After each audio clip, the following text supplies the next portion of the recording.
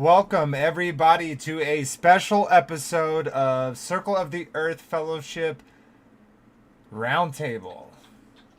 And we got another debate review, this time witted against the Professor Self-Projection Dave.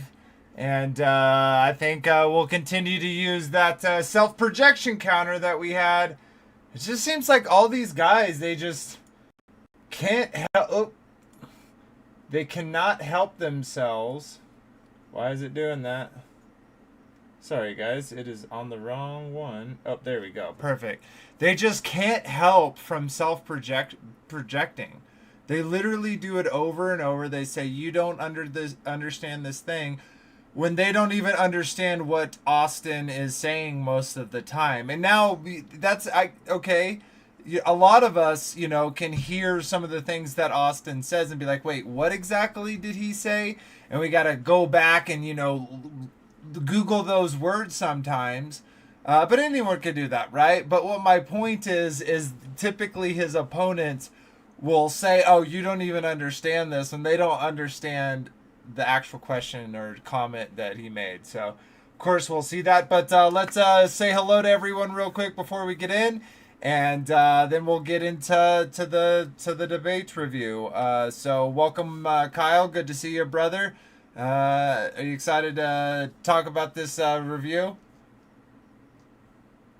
Oh, I don't have you audio. I don't have your audio.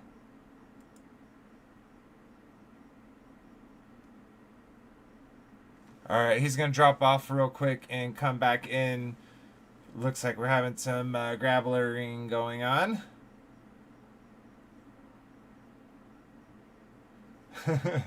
Yes, I totally don't understand how smart Dave is. He's so much smarter than anyone can ever imagine. That he speaks, because he speaks so dumb. That's how you know he's a real genius. We have audio. Oh yeah, we do. Yep. Okay. Sweet. All right, we got Kyle again. Oh, then Yeah, you're. so Yeah. speaking of grabblers, I was watching a truther video, right? And YouTube buffered him every 30 seconds.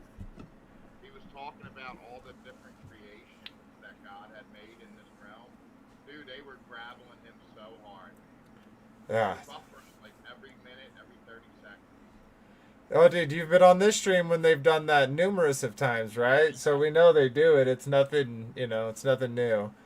But anyways, we got you now, Kyle. Welcome, brother. You excited to talk about to have this review? Yeah, I am excited.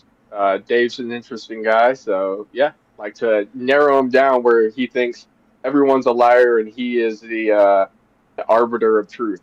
You Yeah. know, kind of It, it, pin him it, on that. I think interesting is an interesting word to use. Well, sweet. Welcome, brother. I know this is going to be fun. We're going to get some laughs in for sure. We got our brother Frankie B with us too. Welcome, brother. How you doing? Shalom, everyone. Oh, Shabbat Shalom now on Saturday. So, yeah, it's going to be good. It's going to be fun. The last one was really fun, so this should be good. We're just commentaries. That's all we are. We're just outside commentary. Yes, and comedy trope. I'm sure. All right. It's a version of, what was the name of that? What was the name of that movie thing? They was on Comedy Central when they were watching the two robots and watching movies. What was that called? Vader? I don't remember, but I got to close some stuff out. Science fiction theater. It's our version of science fiction. That's funny that it was called that, because that's Yeah, very that's what it's much called. that's very much what we've received in this modern era. Okay, let me. Is it gonna let? Okay, I gotta drop this real quick, everybody. Thank you for your patience, cause I'm. Oh, see, why does it always do that? Okay. Shout out to Derek's the only one in here now. Got two thumbs up. Got my beautiful wife in here as well. Got And Kyle and I'm in there too, so Okay, let's see here. Okay, I think I got this fixed. Let me bring this back. Do share screen from here. It always does this, and it doesn't really make sense in my head why it does it, but I fixed it. Okay, let me pull this back.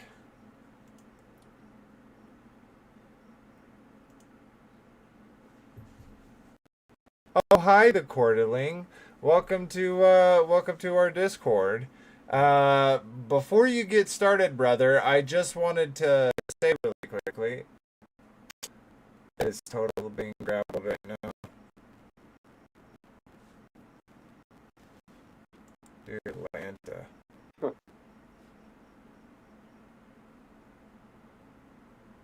Is it still? I'm gone. I see Kyle moving just fine.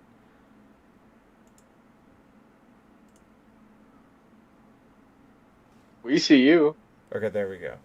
You saw me just a second ago? Yeah. Oh, interesting. Also, because mine was frozen. I was also fixing my microphone. Oh. Okay, sweet. Anyways, hi, the Quarterling. Welcome to joining our Discord. I know y'all are about to have a debate, and we're going to review it, and we have special powers to pause the debate and make fun of y'all before we continue. But I know I have predictive powers, and I know somehow that you will interject on behalf of the globe numerous times throughout this debate. But I'm not going to have a counter for that. But I want everybody to pay attention right here. Do you see what's right here in this image? Or not this image. Do you see what he got right here? Can you scan see it? Can you see my mouse? Nope, I don't see a mouse. Oh, you don't see my mouse hovering over on the share screen? Nope. Let me look on the video and see if you're doing circles. Okay, I see it on the video. Yeah, let me go look back. Oh, okay. Okay, so right here. So sphere. Quarterling, what is It's that? like If you watch it, it's actually a little thing of the moon. But something's going to happen to that later on. We'll talk about that, though. So without further ado, let's get into this. We can go ahead and just drop our... or no, I have this downloaded, so this should be fine for cams. So sweet. All right, let's get chugging. Oh, wrong button. Wrong side.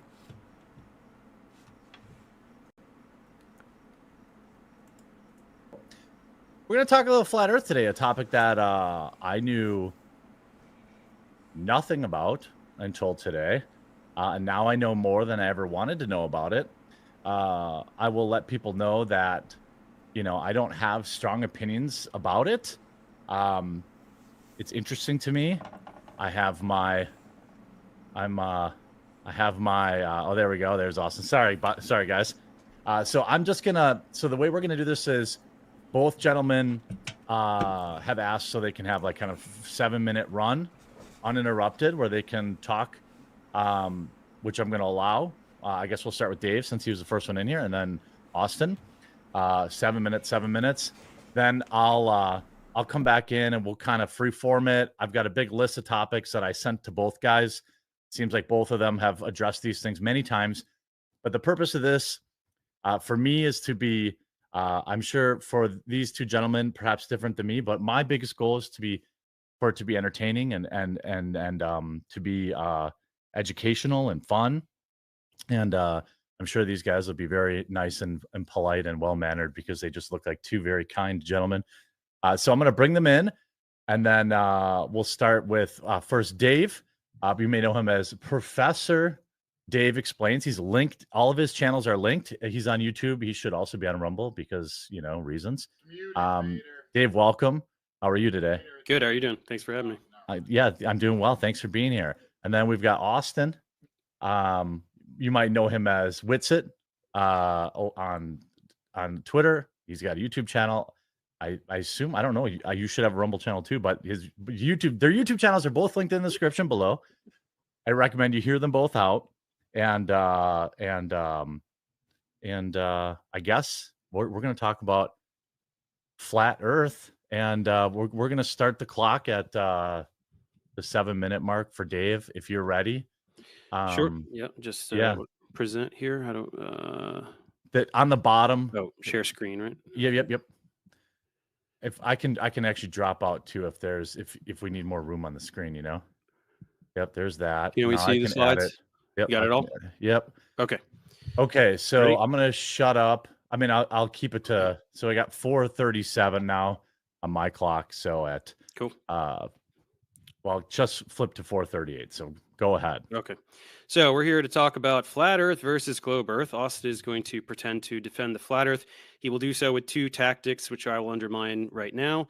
First, he will pretend that the default position is that it's just totally flat. Just observe and see how flat it is. So the burden of proof is on the globies to prove it. That on the bottom 7 now on my clock. So at cool. Sorry, I had to just play this back. 4:38. So go ahead. Okay.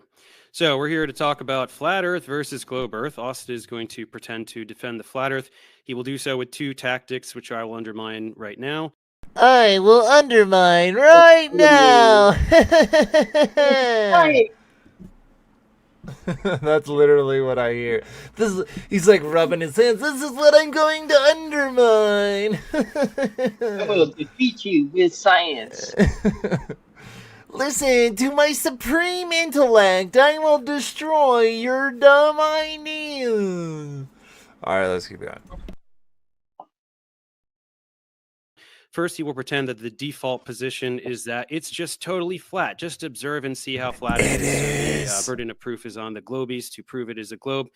It is false. All of observations since antiquity have only make sense on a spherical Earth. Looking at the sun, moon, stars only makes sense on a sphere. That's how we've known the Earth is a sphere for 2,500 years. We've known for so long. If you deny a globe, most things don't make any sense. Day, night, seasons, weather, tides. Appeal. Like volcanoes, earthquakes, technology, communications, simple things like line of sight increasing with altitude, terrestrial motion, gravity. None of it makes sense if you deny that the Earth is a globe. Speaking of gravity in particular, I know that Austin will be very eager to talk about his electric gravity bullshit. Here are some reasons why that is stupid. He cannot derive 9.81 meters per second squared. He cannot explain why this value is based on Earth's mass. He cannot explain why G varies precisely with Earth's radius and your altitude. Despite electromagnetism being both attractive and repulsive, he cannot make anything significantly massive fall up. And no, his little middle school science project with a piece of styrofoam doesn't count. He cannot explain why there's no discrepancy in the motion of objects with differing properties, paramagnetic, diamagnetic, ferromagnetic.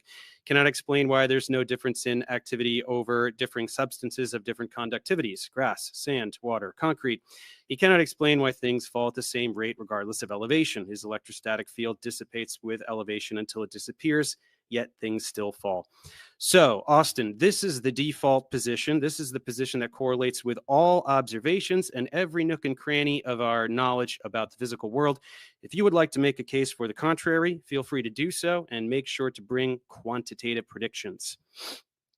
The second tactic he will use is because he knows the flat Earth is so unbelievably indefensible, he will try to obfuscate by turning it into a discussion of geocentrism versus heliocentrism.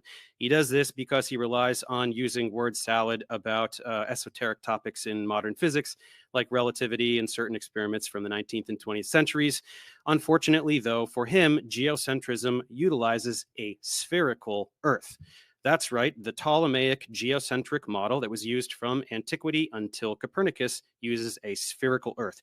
So if he would like to change the topic of the debate completely from flat Earth versus round Earth to geocentrism versus heliocentrism, I'm willing to entertain that if he first admits that the Earth is a sphere. And he has to mean it. If he is unable to make that concession, I will continually drag him back to very simple, naked eye observations and basic logic that prove the Earth is a sphere without any understanding of physics whatsoever. Number one, the observations of the stars. In the northern hemisphere, the stars rotate counterclockwise. In the southern hemisphere, they rotate clockwise. This makes absolutely no sense on the pizza land. Why would the sky be rotating in opposite directions, just depending on where you're standing? Also, why can't we all see the same stars? If you have a line of sight to a star, you should be able to see it. Both of these make perfect sense on a rotating sphere. You have two celestial poles, and the Earth is rotating, and then we can't see through the Earth. That's why you can't see certain stars. So in the north, can't see Southern Cross. In the south, can't see Polaris. Speaking of the Southern Cross, in order to get the pizza land, he has to take the point that is the South Pole and unwrap it to get the perimeter of the pizza. And that results in What was that, Kyle? Wow, my camera just shut off by itself. What was that, Kyle? I was wondering. Oh, I was just saying, he's like, you can't see those stars because, you'd be looking through the earth, and it's like, well, what is that refraction that we see, the Polaris, 23.4 degrees south latitudes? Are we seeing through the earth there, or is that just refraction around the earth? And why are we seeing similar stars in winter as we are in summer? Why is that? Like, I thought we were on the opposite side of looking at the different side of the galaxy. Right. He was really, really precise when he was talking about the different variations of magnetic fields and how they're classified. It's interesting he never takes that logic and applies it to the core of the Earth, and how a molten core would have no magnetic properties. You can't heat anything magnetic and retain those magnetic properties.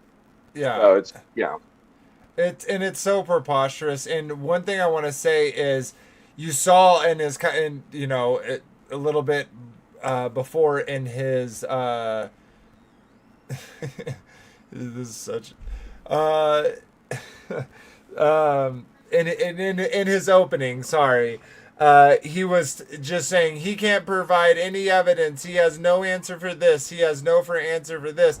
He's literally doing that because Austin has answers for every single thing that he mentioned. And he mentioned mass, right, is a contributor to the gravitational, the 9.81, meters per second. Yeah, agreed upon, rate of fall. Yet mass attracting mass is hundreds of years old. They do not believe that you would have to get to the galaxy level for that, for many physicians. And even Go ahead. Oh, I was going to say, even then, at that point, they're like, well, there's not even enough mass in those galaxies to even account for all the movement of the bodies in the galaxy rotating around the galactic center. So they're like, oh, it's dark matter, Yep. They're only off 97%, guys. Exactly. Yeah. All right, Wild. Let's keep checking. Total absurdities like these three people all looking at the Southern Cross at the same time, despite looking at completely different directions. That makes no sense at all. Again, on a sphere makes perfect sense, where south actually means something, and they're all looking at the South Pole. Number 2, day and night and regions of illumination. This is very bad for the Flurfies because in the winter months, they need to take the sun all the way out to the periphery of the disk, and that would result in most of the pizza being dark everywhere most of the time. Of course, in reality, the opposite is true. The edge of Antarctica in these winter months is illuminated almost all the time. So how does the light get all the way over there? And then you don't even have to go all the way to Antarctica. You can go to Ushuaia, which is at the tip of South America, where people live, and that must be illuminated around 70% of the trajectory, while places like Point Barrow, Alaska, experience 24-hour night. In order to try to explain this, they have to make light do things that it doesn't do, and in fact, flat earthers do not ever try to explain this at all. It gets even worse if you go all the way to the South Pole. There is a 24-hour sun there, which completely obliterates the flat Earth, as flat earthers themselves admit. And that is why a rich person lately has been offering fully paid trips to the South Pole so that flat earthers can see the 24-hour sun, and they are all busy crapping their pants trying to make excuses to not go. Once again, on a globe Earth, this makes perfect sense. Day is when you're facing the sun. Night is when you're facing away. Pretty simple. Number 3, Southern Hemisphere causes trouble. For years, flat earthers have been pretending that there are no direct flights in the Southern Hemisphere. This is wrong. There are many. Sydney to Santiago is one of them. And this goes both ways, nonstop, in both directions over the Pacific Ocean. And then we have the Antarctica Cup Ocean Race, which is a boat race that circumnavigates Antarctica. They go all the way around every year. And neither of these things make an ounce of sense on a flat Earth. You would have to have, for the flight, the Sydney to Santiago takes this incredibly enormous arced path instead of going the straight line path, and neither of which could be done in 12 hours anyway. And then the boat race would have to go around the entire world, always steering away from Antarctica instead of towards it, which it doesn't do. So all of these observations are very extremely basic, intuitive ways to prove that the Earth isn't flat. Okay, these all obliterate the flat Earth. They prove without a doubt that the Earth is a sphere. Every single one of them does this. Austin is unable to discuss any of these topics. He has no ability to explain any of these observations on a flat Earth, and so he will desperately try to pivot and turn this into a debate about geocentrism versus heliocentrism.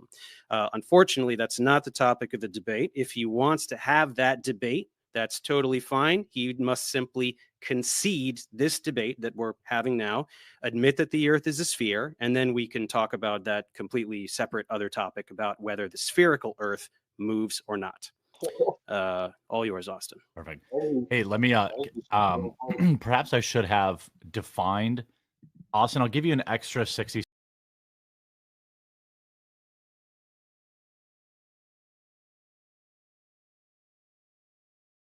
What were you saying there? Sorry, I was just saying, why is he so adamant about him, like, during the debate, like, you must admit it's a sphere. Nobody's going back to the sphere, bro. Like, you obviously don't know any of us. We all came from the belief that, you hold. No one's going back. I don't know what this guy thinks. Yeah, no, he thinks he's going to be some new, they all think that they're going to be the special boy who really owns the flurfers so much that they are so embarrassed that they have to give up the truth and go back to the lie.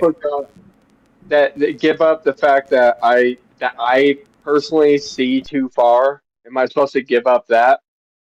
Because all that stuff is sure fine. That's like looking at the ceiling to determine the floor again. Kyle, don't you understand, bro? You're just dumb. He's smart, and sorry that you're dumb and you don't understand. Obviously, bro. That's Professor Dave. Can you hear me? Yeah, you're really low though, brother. Yeah, he said we're crapping our pants because we can't go to the Antarctica. The Antarctic tour is only a certain part of it, and you can't see the whole thing. And it's not. It's at the 80. It's at 80 parallel. It's not at the 60th. It's not past the 60th parallel. Yeah, he's so arrogant. Isn't it kind of interesting that Dave, who is obviously an atheist, self-professed, is really kind of pushing this stuff with Duffy and McToon? It's almost like they've kind of worked together for this. Well, no, it makes me wonder, like McToon. I don't remember him ever professing any sort of faith or belief or anything. That just seems to come out of nowhere because I know for certain he's sure as heck didn't act like it. His fruits definitely did not demonstrate anything that the fruits of the spirit would. So everything that he ever spoke about was basically just trying to prove the heliocentric model under an evolutionary paradigm. I've never heard anything different until recently. Yeah, I've actually heard before when he's debated Witzit that he is a Christian. But as you saw, for those who, that wasn't a debate review. Frankie B, did you see the little comedy bit that I did about McToon? I didn't see that yet. Well, maybe I won't show it right now, but Yeah, well, check it out. But oh, Kyle, remind me, brother, when you want to share that, we can share that if there's a good point to do so. Okay. Okay. We'll see how far we get. I'll try to remind you. Okay. Yeah, if there is like a specific part, or is it about all of it? No, it's a specific part. It's when they're talking about airplanes. Okay, when we get to that, remind me, and we'll pause it, we'll share that, and then we'll keep trucking. All right, let's keep trucking. Seconds, if that's okay with you, Dave, to define what flat Earth even is, or just because not everybody in my audience knows. Okay. I mean, I feel like it's pretty self-explanatory. But, you think so? Should we just go right to the 7? That the Earth is flat. That's yeah. Okay. Just so everyone knows, but also that the Earth is at the center of the universe too, right? Is that one? Are those two things combined? I mean, yeah, there is no universe if there's right. Okay, it doesn't matter. Go ahead. Whatever. Okay. Well, no, that's fine. We'll just go right to the Dave's. Or I'm sorry.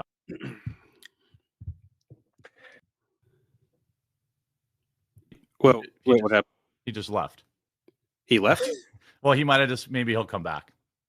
He might have clicked a button that Uh-oh. Yeah, well, yeah, maybe he accidentally closed the window. He might have closed the window. Yeah, he might have been trying to add something. He probably tried to switch tabs to go to a Yeah. All right, there he is. Something.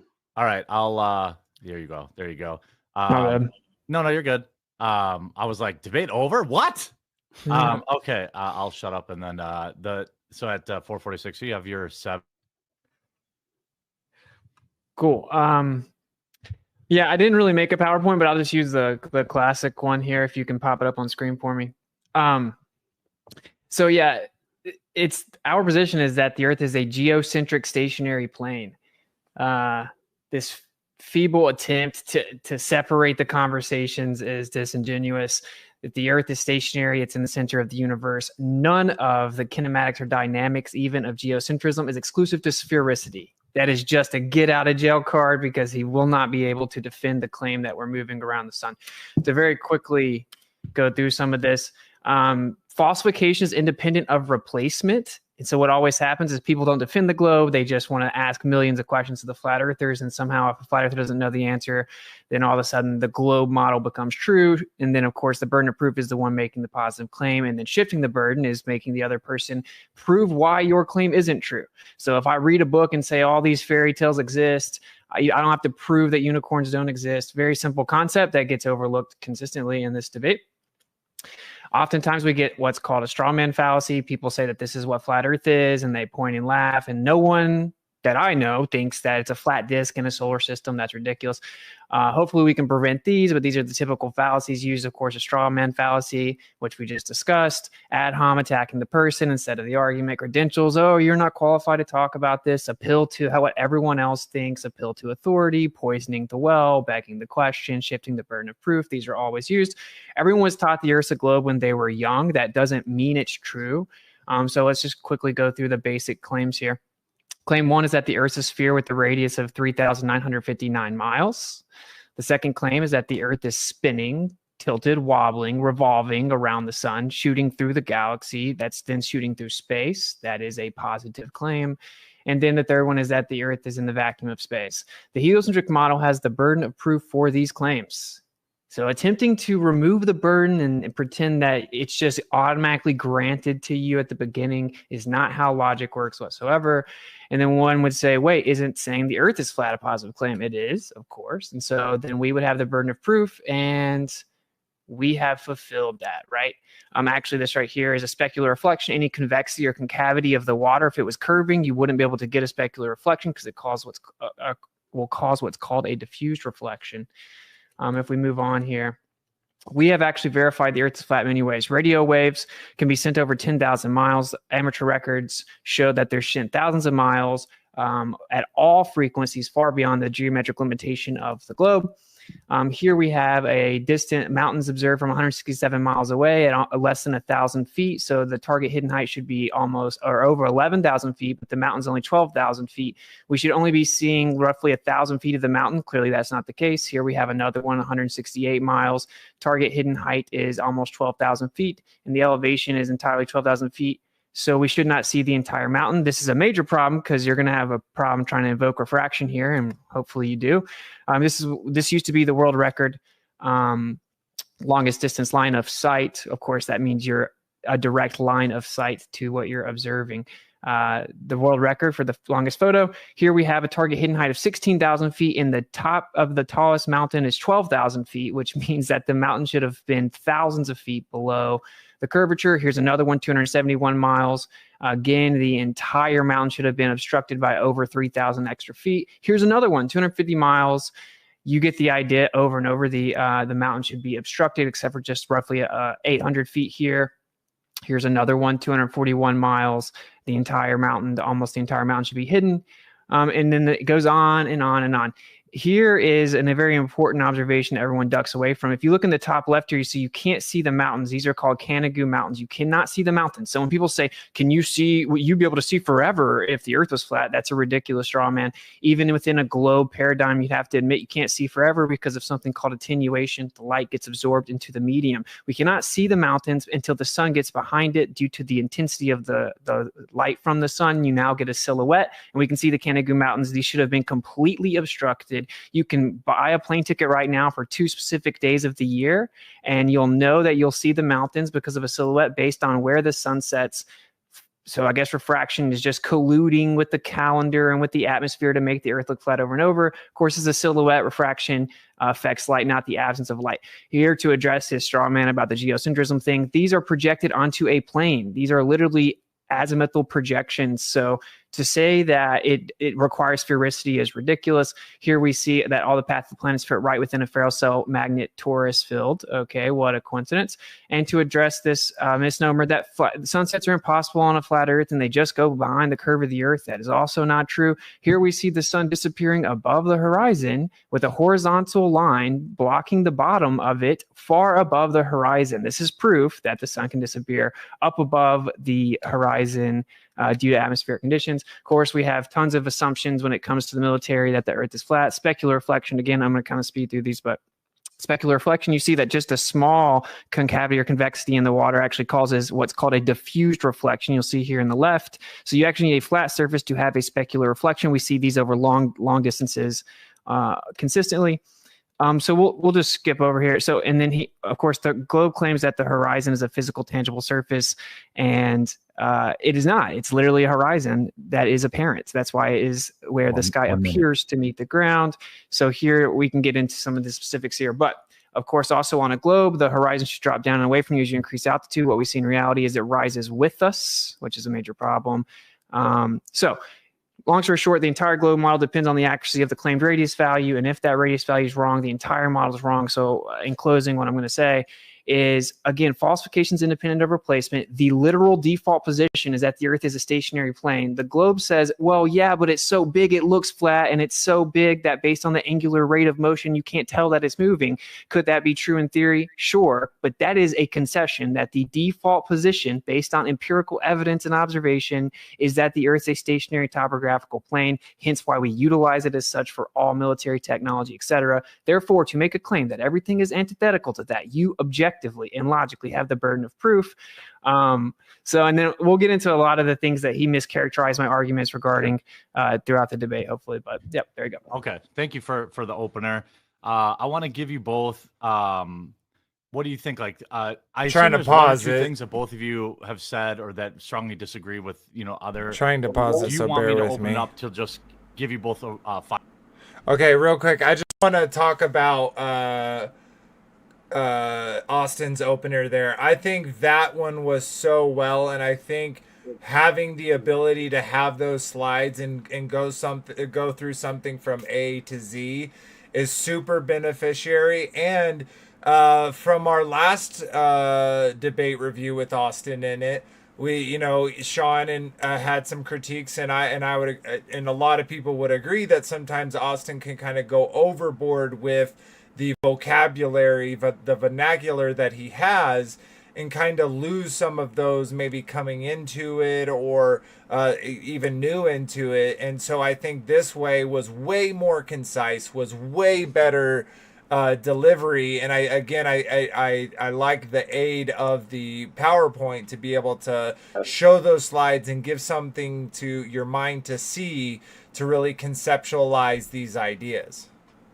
Otherwise, if you don't if you don't have any idea of what is being spoken about and you can't picture it, you can't conceptualize it whatsoever, yeah, you probably will think it's word salad because you don't know the definitions of the words, you don't understand how they're being applied, you can't put the sentence together until you understand all that. And it takes time, but it helps with the visuals. It at least helps because the human mind's pretty amazing. Whether or not you actually know how to apply the words, sometimes when you have a visual, you just naturally see what you see. It's not the illusion of the heliocentric paradigm. Don't trust your senses. It's what you see every day.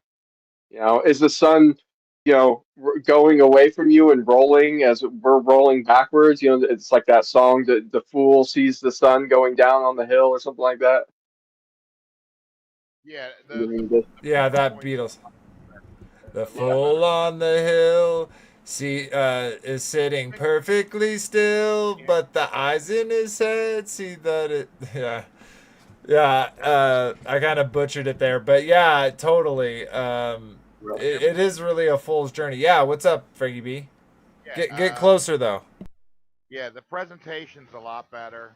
The visuals are good, and I think the moon is a dead giveaway.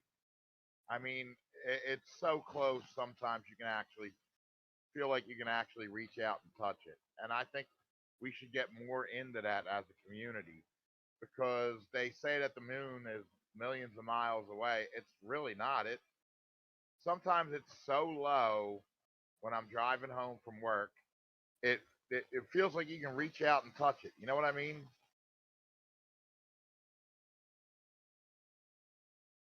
You're muted, Vader. You're muted. Yeah, but sometimes it looks like it's nothing, like where it seems like you can see things behind where the moon should actually be.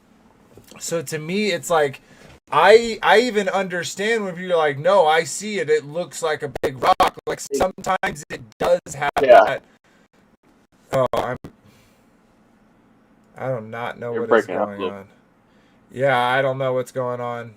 I'm not doing anything crazy with the stream or anything.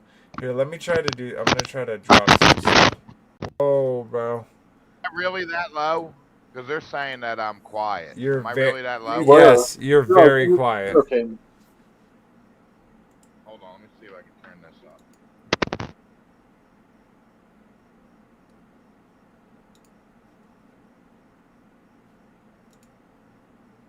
Sorry, everyone. I am working on seeing if I can close some stuff. Because I am having, not only am I having issues with Discord, but I'm having issues with Streamlabs too. And I don't even have the typical stuff that I have open, and it's just shutting some stuff Check. down. Is that better?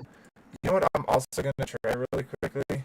I'm actually going to... Yeah, is that better? Am I louder? Yes, so much better. That's good, Frankie. Oh, okay, cool. I'm going to actually shut this off and wait, what time marker are we at? We're at 1980. I got it maxed out. Okay. Let's drop this real quick. I'm going to reopen it. Bear with me, everyone. I'm trying to get it so that we're not having these lagging issues. And okay, that's here. Let's grab this, open it. Where's it gonna open it at? Okay, What is going on, everybody? Jump to Okay. I 90. feel like it's pretty. First, we have How Excuse observable me. is that? is geoscience on the left and statistical evidence. No, other. Person is denied. I assume there's one or two things of both. Okay, sweet. Let me pull that up for everyone now. Share screen. Okay, it's gonna give me issues. Okay, let me drop. Sorry, guys. Gotta do this. It's just lagging. I'm hoping that after I've closed all of this stuff that it will get rid of that for me. Let's get rid of this for now. Okay. And here we pull this up. Share screen.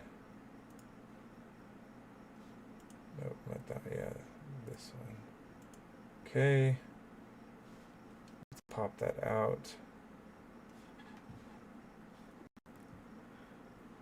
Perfect. Okay, and it looks like I am not lagging anymore. So hopefully that fixed it.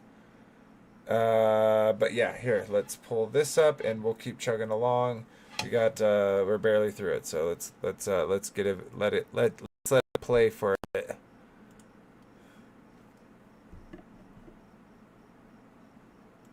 I strongly disagree with other. Do you want me to open it up to just give you both a 5-minute period for rebuttal? No, I or think you we just want to can- leave it open? We can dig into it. Okay. Why don't what was the first particular topic maybe that Dave you want to poke around? Well, Austin is denying this idea. He's insisting that the default position is the flat plane, empirically, observably, everything observable. Okay, so explain the observations from antiquity that I told you. How are you getting the sky opposite directions depending on where you're standing? Let's start with there. How observable is that? How does that fit with Yeah, your default? this is what always happens. Instead of providing evidence that the surface is curving, you're saying, well, but if it's not, then how does this happen? No curved surface. You said the default position, flat plane. I'm asking you on your flat plane, explain the observations of the celestial sphere. In the north, you get counterclockwise rotation. In the south, you get clockwise rotation. Explain that to me on your default flat plane. Explain it. Yeah, so the counterclockwise and clockwise direction is super simple. It's based on looking different directions. Your better question is, why does it go around a singular point, is what you're trying to say. No. I'm asking about the direction. I'm asking about the direction. It just looking opposite directions would make them go the opposite directions. They all go east to west. If you put a clock on your ceiling, which way can you face to make the hands go counterclockwise? Tell me which way you can face. Not analogous. The stars drop. It is though, because the hands on a clock. You don't get it, right? You don't get it. The stars drop due to perspective, so we're actually looking out towards them, not directly up. Did you know that? Depends on your latitude, right? Depends on your latitude. If you're at the equator, they're going from horizon to horizon. Wait, do you agree that if I was looking out and something was spinning one way and then I looked at it from the other direction, it'd look like it was spinning the opposite way? No, it wouldn't. It wouldn't. Okay, that's why you just said, if I put a clock on the ceiling, right, which way, I'm asking you, which way you just said, if something is spinning one way and you look a different way, it'll spin another way. So I'm asking you, put a clock on the ceiling, which way can you face that'll make the hands appear to go counterclockwise? You obviously don't comprehend what I'm saying, Dave. I think you don't understand what I'm saying. Do you agree that things will appear to drop due to perspective? Why are you talking about perspective? I'm talking because you don't understand it. So you're trying to obfuscate. No, I'm not. If the stars are above me on a plane and I look out, they're going to look like they're dropping down, which means I'm looking out at. You don't even understand basic stuff, dude. Look at this. Hang on. Where's the camera? Which way is this turning? Which way is this going, buddy? Which way is this going? I don't know. Which way is it going? Yeah, which way is it turning? Who cares? What cares? Why are you obfuscating away from what I'm saying? No, I'm talking about exactly what I'm talking about. Is this going clockwise or counterclockwise? Come on, just give me the answer, buddy. You can see it. To be fair, the webcam is mirrored, so it might be. It is. I think so. So I don't know, and I don't see what's the relevance. I see it going counterclockwise. Yeah, that's how That's going counterclockwise, right? Just say it, Austin. Just say it. It looks like that, yes. Yeah. Okay. So we keep it turning. Do you think I don't understand the concept? No, I'm showing you, and I'm showing all the viewers. Look, which way is this going now? We all get the concept. It's going clockwise. So if you're standing up here and you look at the sky, you see it rotating counterclockwise. If you're down here, you see it rotating clockwise. So admit that this phenomenon makes perfect sense on a globe, and on a flat Earth it doesn't, which is why you're rambling about perspective and all these other things. No, there was no rambling. You incessantly interrupted me explaining it because you know you can't actually allow me to say. Change the subject. Okay, let me. I'm not. Let me try this. If this is okay, can we start with? Because you guys are both super familiar with this. Let me toss out. So people can dip a toe. One of the biggest conversations that goes back and forth, both of you talked about this in your videos, is in a flat Earth. Dave's video points out that there are some issues where, for example, the sun is coming around, right? And we know, because we live here, that one area of the world is in perpetual light, the other is in perpetual dark. This would be non-congruent with a flat Earth. So what is the flat Earth position? Am I describing that fairly, Dave? I'm oversimplifying. Sure. The flat Earth cannot explain the region. That was my second point, that it cannot explain the regions. That's what I was trying to remember. Yeah. Okay. Yeah. So what is regions of what? the regions of illumination, the parts of the Earth that are day or night at any given time. Yeah, but I know you know the answer. So I've heard the answer given to you. The viewers No, don't but Dave know knows the answer. But So, there's 10,000 people something watching. called The answer is that if you're facing the sun, it's day, and if you're not, it's night. That's the answer. Dude, I'm gonna enlighten you, bro. If you don't allow the other person's point to be made, you didn't win anything. No matter how much coping's going on in the chat. For you to make a point. Go ahead. Okay, it's called a coffee cup caustic. It's a literal physical effect that can be replicated. The light will actually bend around the rim of any type of containment. It can literally be demonstrated and shown to perfectly replicate the seasons, the perfect light distribution on a plane Earth. You're objectively wrong. You've had this presented to you, and now you're back here in front of people pretending you don't know what it is. Who has presented this to me? Dave Weiss did. I watched it. No, Weiss floundered like a buffoon. That's why you guys all call him controlled opposition now. If you could demonstrate this, you'd all have videos demonstrating coffee. This. There are literally hundreds of them. No. I'm not talking about, shine it and it kind of does a thing, sort of. I'm talking about show the precise regions of day and night over several month period, right? Have it exactly precisely align with where it's literally been done multiple times, Dave. So sounds like an empty claim to me because I've never seen it. Yeah. Okay. Yeah, you have. So okay, hold on. So Austin, give him a second to explain his side. So you're saying what most people see is that the daylight is predictable. Daylight, nightlight is predictable based on what is believed that the orbit, the current belief about the Earth's orbit in a flat Earth. Yeah, the rotation. Yeah, in the flat Earth. Just let him finish. Dave, you get 2 minutes. Can you describe? Me? What? No, sorry. I'm gonna shoot it back to you for 2 minutes, but give Austin 2 minutes to describe what he's talking. Because I just want you guys to remember, like, the audience doesn't know what coffee cup, whatever it is, right? So remember. Okay, but remember, you're talking to like normies. Sure. Okay, so that's what I'm asking. So Austin, you have 2 minutes. Describe. Okay. We talked about how the sunlight stuff goes on. So 2 minutes, and then Dave, you get 2 minutes. Okay. So if you type in coffee cup caustic, which I will literally I'll share the screen. And Dave has been shown this. I actually think that's a really good point to just stop and talk about. Is if you don't understand something that Austin is saying, and you go look it up, you will understand what he is saying, and it is very beneficial to do so. He puts a lot of words together, and they like to call it word salad, but word salad is incoherent babble, right? Words that have no affiliation with each other. Exactly, they don't have. You can't even put. It's like strawberry grass, pants bed, it's like putting a whole bunch of just random stuff together and trying to make a sentence. But that's actually not the context of anything he says. There's, it's actually well put together, every sentence he said so far. Yeah, and when he's saying, hey, go look up what I'm saying and you will see tons of proof of what I'm talking about. Of course, Dave just flies right over that because he can't talk about it. Yep, exactly. In his debate, Stay on point. Oh, okay. I am. Answer my question. Yeah. Oh, okay. Just Google coffee cup caustic. If I have a coffee cup, if I took the lid off of my coffee cup and then light was shining in from the window, what will happen because of the rim is the light will hit inside the coffee cup and wrap around the entire rim. I can take this little flat earth model right here and do it live. I'd have to cut all the lights off, and since the windows are open, I can't.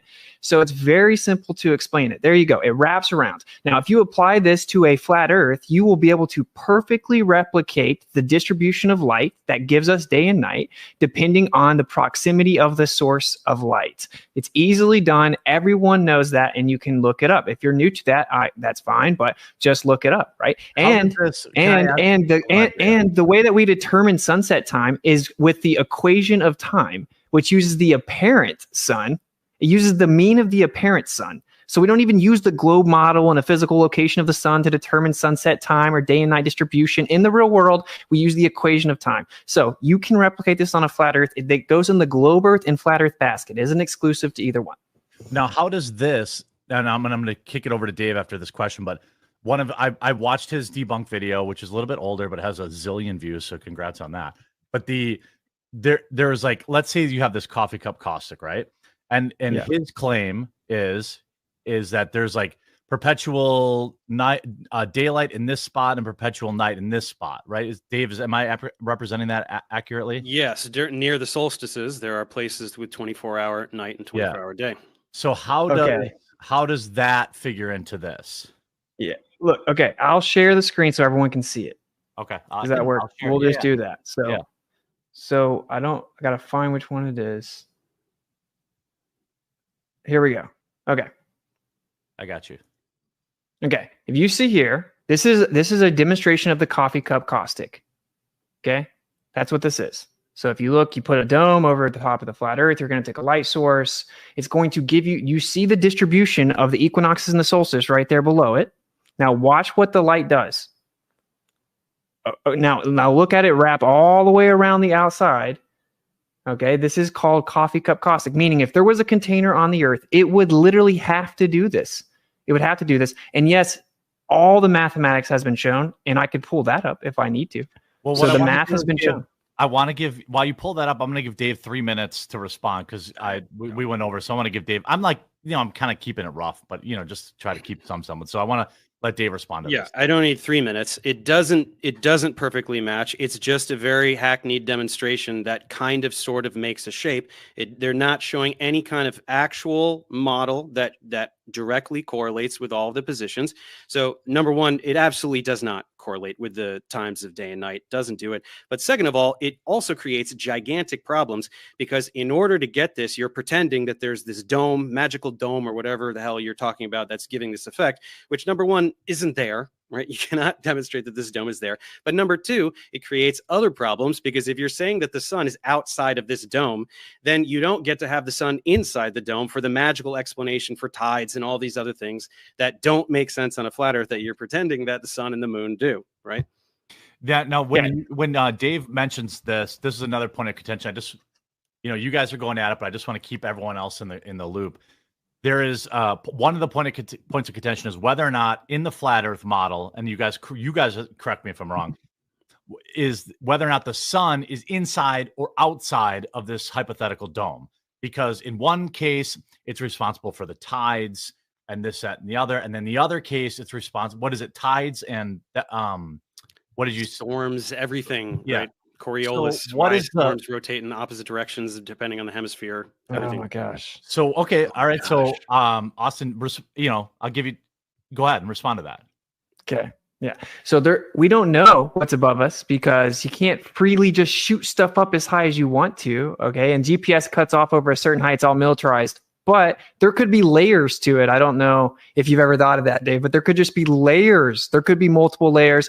And yeah, we know the sun affects things here. Tides don't work. You just gish gobs. Tides don't even work in your model. You can look up a paper by a Harvard paper, a century of tidal theory failures. Gotcha. Okay. Yeah. Okay, it's very simple. But this is what it is. If the whole debate is just, hey, let's just start spamming Austin with questions of how would this work on a flat Earth, that's not a debate. You're supposed to support the claim the Earth's a spinning ball. I showed direct falsification of it in my PowerPoint. So avoiding that is totally disingenuous. Like the rotation of the night sky, depending on latitude, and you can't answer. You just say the word perspective and run away. So, Dave, no, I got 3 words out and you interrupted it. No. You were free to answer. That's all you could do. Let me remember we did the whole thing with the clock on the ceiling, and you have no idea what you're talking about. You said that, fellas. Okay, let me do. Okay, I'll play ball. I think that's fair. Why don't I give Dave and Austin? I think that's fair. Lots of time. Dave, defend your position. I'll give you 5 minutes enough. You think? No. We don't need to. I mean, longer chunks of time are just time for word salads, right? We need to actually. All right, defend that the Earth is a globe, and then when you're done, I'll pass it to Austin and let him. Defend. Word salad. There he goes. Austin, right? So I want him to rebut the specific let me pause it. of the globe, where we see things from hundreds of miles away. All right, what was that? I was just wondering if he's referring to himself. Oh, I didn't hear you, Frankie. Sorry. Yeah, everything he says is an absolute, but everything Austin says is false. Yeah. His reality is absolute, and everything Austin says is false. It's so and make believe, right? And magical. yeah, made up, magical, yeah. But everything that I say is real and it's truthful. It's an absolute. Well, it's BS. Yeah. He's literally a joke, and that's why we're utilizing the self-projection counter, because and he's already up to 54, because how much he literally does that. He puts on such a...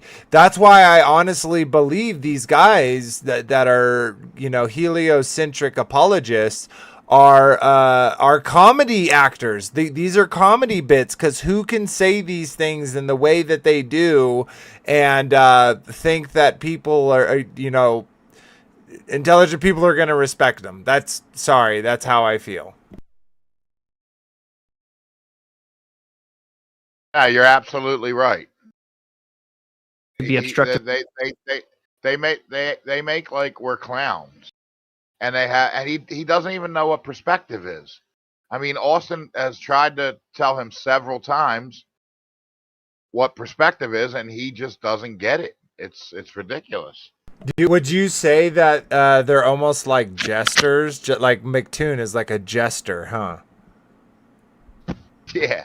He actually comes from a long line of jesters. Check out the new video, The Legendary McToons, available right now on Circle of the Earth Fellowship. Anyways, let's keep chugging. By literal miles of vertical curvature, including silhouettes. Pick one thing. Pick one thing like that. Okay, so that is the question. Okay, the question is, why do we see too far? And the answer is, we don't. Sorry, they're all lies. Every time you do a picture like that, you're lying about the distance, you're lying about the elevation, right? The altitude from which the picture is taken. You're just lying, right? All of these things. What is the picture you're talking about? Is this a picture where it's like, oh, here's a mountain that's they just take pictures and like, look at this thing that's so far away, we shouldn't be able to see it. Or like, here's the Chicago skyline from across the lake, well, we shouldn't be able to see it. They're just always lying. They're just lying about the distance. They're lying about those were everyone I showed was from a professional photography website that has nothing to do with flat earth, with all of the information listed. Austin, your model doesn't claim that the distances are wrong. That isn't your model's answer. No, you guys just lie. You guys just lie. That's all it is. You just lie about how far away things are and how high. It's a professional photography website. It has nothing to do with flat earth. Well, can you share one so people can see what you guys are talking about, please? Yeah, sure. Anyone you want, as long as David. What's up, brother? He sounds like Joe Biden. That's what Joe Biden was saying. You're lying. You're lying. That's all he kept doing, saying you're lying. And what else can he do, right? He could just everything we say is a lie, but everything he says is the truth. Yeah, and his truth is just things he's repeating that other men have said, right? That's all they're doing. Austin has actually deeply looked into these things, and like many of us, came to believing in what could be referred to as biblical cosmology, because that's where the evidence led. We were humble. We saw that we had been lied to, and we were able to get over that, in our hearts. And for some of us, it was easy. For some of us, it was hard. And then for someone like Dave to sit there and self-project lie, when we know for a fact the things that he's talking about are exactly lies. So good job, Dave. Dude, I know we can't see his hands, but he's just rubbing them so hard right now. Like, I'm surprised at some point that he doesn't catch a fire with how hard he's rubbing his hands. Anyways, he's so smug too. Look at the face. Just look at that, dude. Just imagine everyone. Let's all bring let's all bring it down a little bit. And we're gonna look at Dave, and we're gonna just imagine what he's doing with his hands right now. Let's all do it together. Let's rub those hands under the table, right? We're just gonna rub them and sol them with Dave. They just don't want to leave the matrix. I mean, it's just that they have to believe everything that mainstream science, everything that mainstream media says. What Cipher? spinning globe. Cypher from Matrix, remember? He's like, why, oh, why didn't I take the blue pill? Yeah. Right? That's what some people do, and there's stages, right? And if you can get through those stages, the stage that Dave is he has no desire for actual truth or seeking it out. He just takes what is given to him, and he gives his authority over to his mind and his spirit and his soul over to the authority of men who believe that he has a lesser mind and no soul and no spirit. And he's happy with that because he gets to do whatever he wants.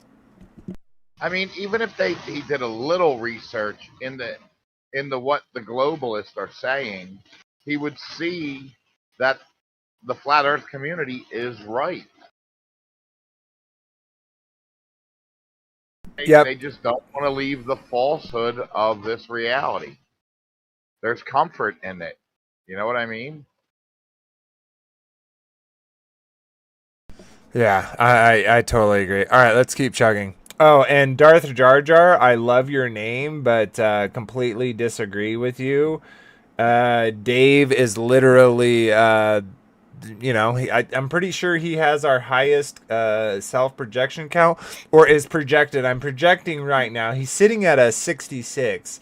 Non-surprisingly, and we're actually at 33 minutes and 22 seconds. So a little gematria for you there, Jar Jar Binks. That being said, sir, what I'll have to say is Dave is look. You can imagine him rubbing his hands right now, can't you, sir? Be honest. Look at his face. Imagine what his hand's doing. Yeah, Dave is a very silly boy, but. Let's keep chugging. Agrees that it looks good. Share one that you think, Austin, that you think. I'm trying to, share one that you think supports your position, and then Dave can debunk the photo, or he can share his criticisms of the photo. And while he's looking that up, I want to give everyone a chance, let you know. I'm joined here by two creators, two commentators, both Witsit Gets It Done on YouTube, linked in the description. It's at YouTube at Witsit, and as well as Professor Dave. Also enjoyed your Terrence Howard. Give everyone a chance, let you know. This was really weird to me. He literally says Witsit, and as well as creators, watch. Two commentators, both Witsit Gets It Done. Where does it say done, guys? Where does it say Witsit Gets It Done? Does anyone see that anywhere? He should change it to that. I like that. No, I'm just saying the accordingly seems a little low IQ because he's reading words that aren't there. Maybe he has, maybe he's microdosing, or maybe he did some DMT before this show. I don't know. I'm not making any claims. I'm just saying there's no word done there. Kind of weird there, brother. A little on the spectrum. The name of his channel, The Smug Thug. Or Professor Self-Projection Dave. Professor Self-Projection Dave. He's a professor of smugness. All right, let's keep checking. On YouTube, linked in the description, is at YouTube at Witsit, and as well as Professor Dave. Also enjoyed your Terrence Howard video because I think he actually is legitimately insane, but that I don't know. But expected virality on that one, yeah, that was all right. Yeah, but both guys create content. One of the people in this room are banned from Twitter. I don't want to name names, but otherwise you can find them on Twitter, or Dave, is there somewhere else where you want people to look for your stuff other than Okay, YouTube.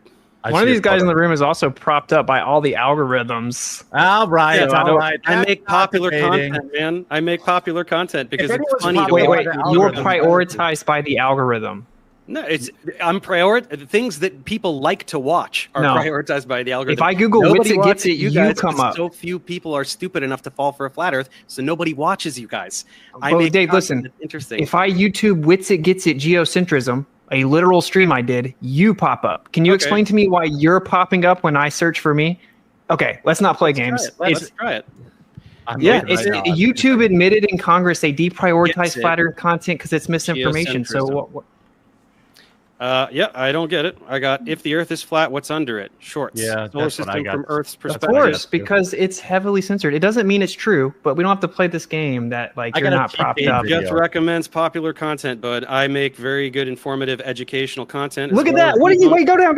What do you have to do with wits Okay. and get to geocentrism? What's the third What does your video have to do with it? You I just don't know. proved my point live for the whole entire audience. Maybe I Thank put you. the keyword geocentrism in there. I don't even remember what my keywords are. No, you didn't. No, you didn't. You don't know. You don't know what my keywords are.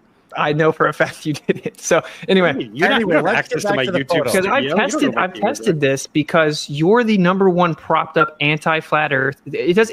Dude. They admitted in Congress that they consider it misinformation, so they deprioritize it and they prioritize the information correcting the misinformation. That would be you, according to them. So they prioritize you. If you look up anything flat Earth related, you get Professor Dave. Okay, we all know that content blows the rest of your content out. That's why you got so many tens of millions of views. Look, I have 1,500 tutorials. Do we really want to talk about my education? No, bro, I'm not even. Good luck, brother. I'm not hating on you or your success. I'm just pointing out. No, you definitely. I'm literally not, dude. If you make $400 million, I don't care. I wish you would. I don't care. It doesn't matter. I'm just pointing out, bro. I'm just pointing out. Awesome. The objective fact that it's C-Park. Awesome. I love you, but hold on. Now, here's a picture that Austin shared. Nobody denies that this picture exists. Austin, what do you say this is showing? Now, remember, I keep bringing it back because people who are watching aren't as balls deep as you guys both are in the topic. You know what I mean? Sure. So this is just a picture to me. What does this show? Okay, so this was the world record at the time. It's been beaten now for the longest line of sight photograph ever taken. This is a mountain called Pic Gaspard. Okay, and it was so now on a globe. If I look out, the Earth should be curving and blocking things in the distance, similar to how I can't look around a corner, right? If I look, it's like looking at a hill. So if based on your height, taken at 12,000 feet, though, right?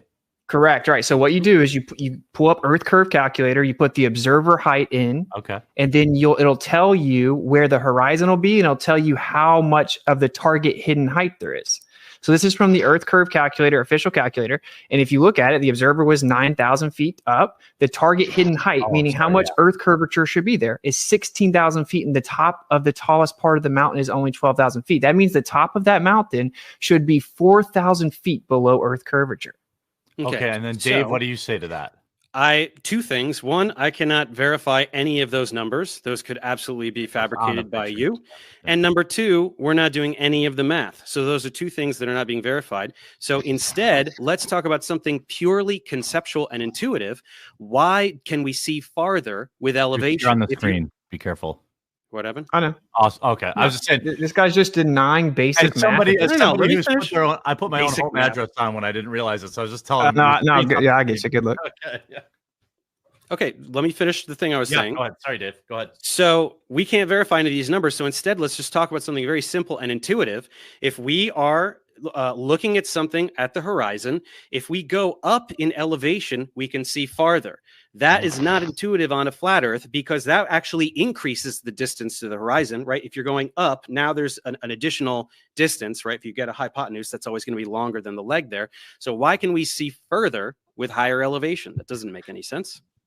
Okay, that's insanely incorrect. So you change your angle of view. Correct. Okay, so just to address the point, right? I did. Okay, go ahead. Within 7 seconds. Austin, he made a claim you're that here it doesn't make any sense. If you go up, this is math. even farther now, right? If you're here and you're looking at something here and you go up in elevation, that thing is now further away from you. So why can you see further with additional elevation? Because you're increasing your angle of view. Increasing your didn't know that? You can see how can you see a further distance? We're not talking about an angle, a further distance. How can you see? Because now you're changing your angle of view, so you're increasing your angular resolution and the things that you can pick up in the distance. Also, the ground ramps up due to perspective. Dude, just imagine, just think about it simply. If I was on a flat floor and I laid my head down on the floor, as I start to stand up, I'm going to be able to see further along the floor because my angle of view increases. This is again not exclusive to a globe Earth. And why? And you deflected away from the observation that refutes the globe again. Because I can't verify any of these numbers or the math. They're just lying about them. Okay, so if the numbers are correct, then you concede it refutes the globe? Probably not. No. Okay, then answer it as if the answer, because these are not my numbers. Okay, I don't know that. Everyone at home's going to be able to go look it up. It's a official professional photography website. I want to let you guys both know. At the start of the show, I did a poll. Just so it's with about 3,000 votes, it's 65% Globe Gang, 35% Flat Friend, which I thought I'm going to run it again at the end because I thought this would be fun and a fun experience. Well, nobody's going to change their mind here. Well, you're probably true. So you've watched online debates before, Dave. So the yeah. Well, no, not really. He brings his flat Earth, people, and they're impervious to facts and logic, so they're not going to change. Says the guy that's just ducking a picture. Yeah, I'm ducking a picture because it's a picture, right? I'm talking about very simple physical concepts, right? I'm talking about observations that we can all agree on, like the observation of the celestial sphere rotating counterclockwise versus clockwise, that you cannot explain, that only makes sense on a spherical Earth, that we used in ancient times to prove that the Earth is a sphere. That's why sphere is the default position that you're trying to undermine by talking about. But hey, real fast, can we show some intellectual honesty? I understand that you don't know these numbers, and fair enough. Okay, if you want to verify them, that's fair. That's fair. Yeah. I'm asking you in good faith, if the numbers were correct, which they are, what would be your response? You can say if the numbers were correct. Okay. Yeah, it's an intellectually honest question, and it's actually disingenuous to avoid addressing the evidence just with the cop out that I can't verify the numbers right now. It's actually really not, because when you have an entire model that is all interconnected and all observable phenomena are explained by that model, one singular datum, like one photo, is not going to be powerful enough to undermine an entire model. If the numbers were true and if the math wasn't fudged, then I would say, okay, there's probably some kind of atmospheric effect or some kind of thing that I am not aware of that is making us see a little bit further. Maybe it's something that particular day. There's a particular humidity, or it's clearly over water that's going to increase the atmospheric refractive effects. None of these observations are ever done over land. I think that's why. Same with the skyline of Chicago. They're always done over water for you guys. So there's something clearly, just one singular explanation that is missing. And that's why one datum is not going to undermine an entire model that explains every single thing about the world that we live in, from everything we see in the night sky to geological phenomena to just absolutely everything in our world, right? So hand wave dismissal, red herring fallacies, appeal to possibilities. That's your rebuttal. Okay, we can move on. Fallacy, name a fallacy, fallacy. Let's move on. Do you know that fallacies are important, Dave? Now, I know that you guys name random fallacies to pretend that you've won something when you didn't. You literally appealed to possibilities. You said there's probably something that could possibly be happening. You literally did a textbook appeal to possibility. It's all good. You're pretending that one observation is worth more than thousands upon thousands of observations every single day. I showed 10. It doesn't matter. You're just affirming the consequent and reifying your model by saying it explains everything. What about the long? We see too far. What about the long distance radio waves? What about when we shoot radio waves line of sight? That's thousands of sporadic E propagation. It bounces off a layer of the atmosphere. Okay, that's called skywave propagation. Okay, hold on. Sporadic E propagation. Everyone's had their say on that. Okay, let me ask you. Another thing that I found fascinating as a normie is the contention between the what do they call you, Dave? A glober? I don't know. What is the name? Heads, globe. I don't care. And then so the globe people and the flat people is the idea that's one of the things that I saw Austin talk about and you talk about was that essentially 5,000 years ago, there was a different North Star. And the question around whether or not the stars move, because that is actually paramount to the idea that the Earth is rotating around the sun versus the Earth being the center of the universe. So Austin, I'll go to Austin, then I'll go to Dave, and then next time we'll start with Dave. So in the flat Earth model, is it that the stars? Can you explain the stars thing to the layman in the flat Earth model? Okay. Wait, the star thing? Like the question you just asked about the star moving or something else? Well, I thought maybe I misunderstood. Correct me if I'm wrong. I thought the flat Earth mindset was that the stars did not move. Is that not true? Sure. Am I wrong about that? Okay. Well, or correct the me. claim. Yeah. There is a claim that the North Star used to be a different star, and it's a very vague, ambiguous claim based on like architecture.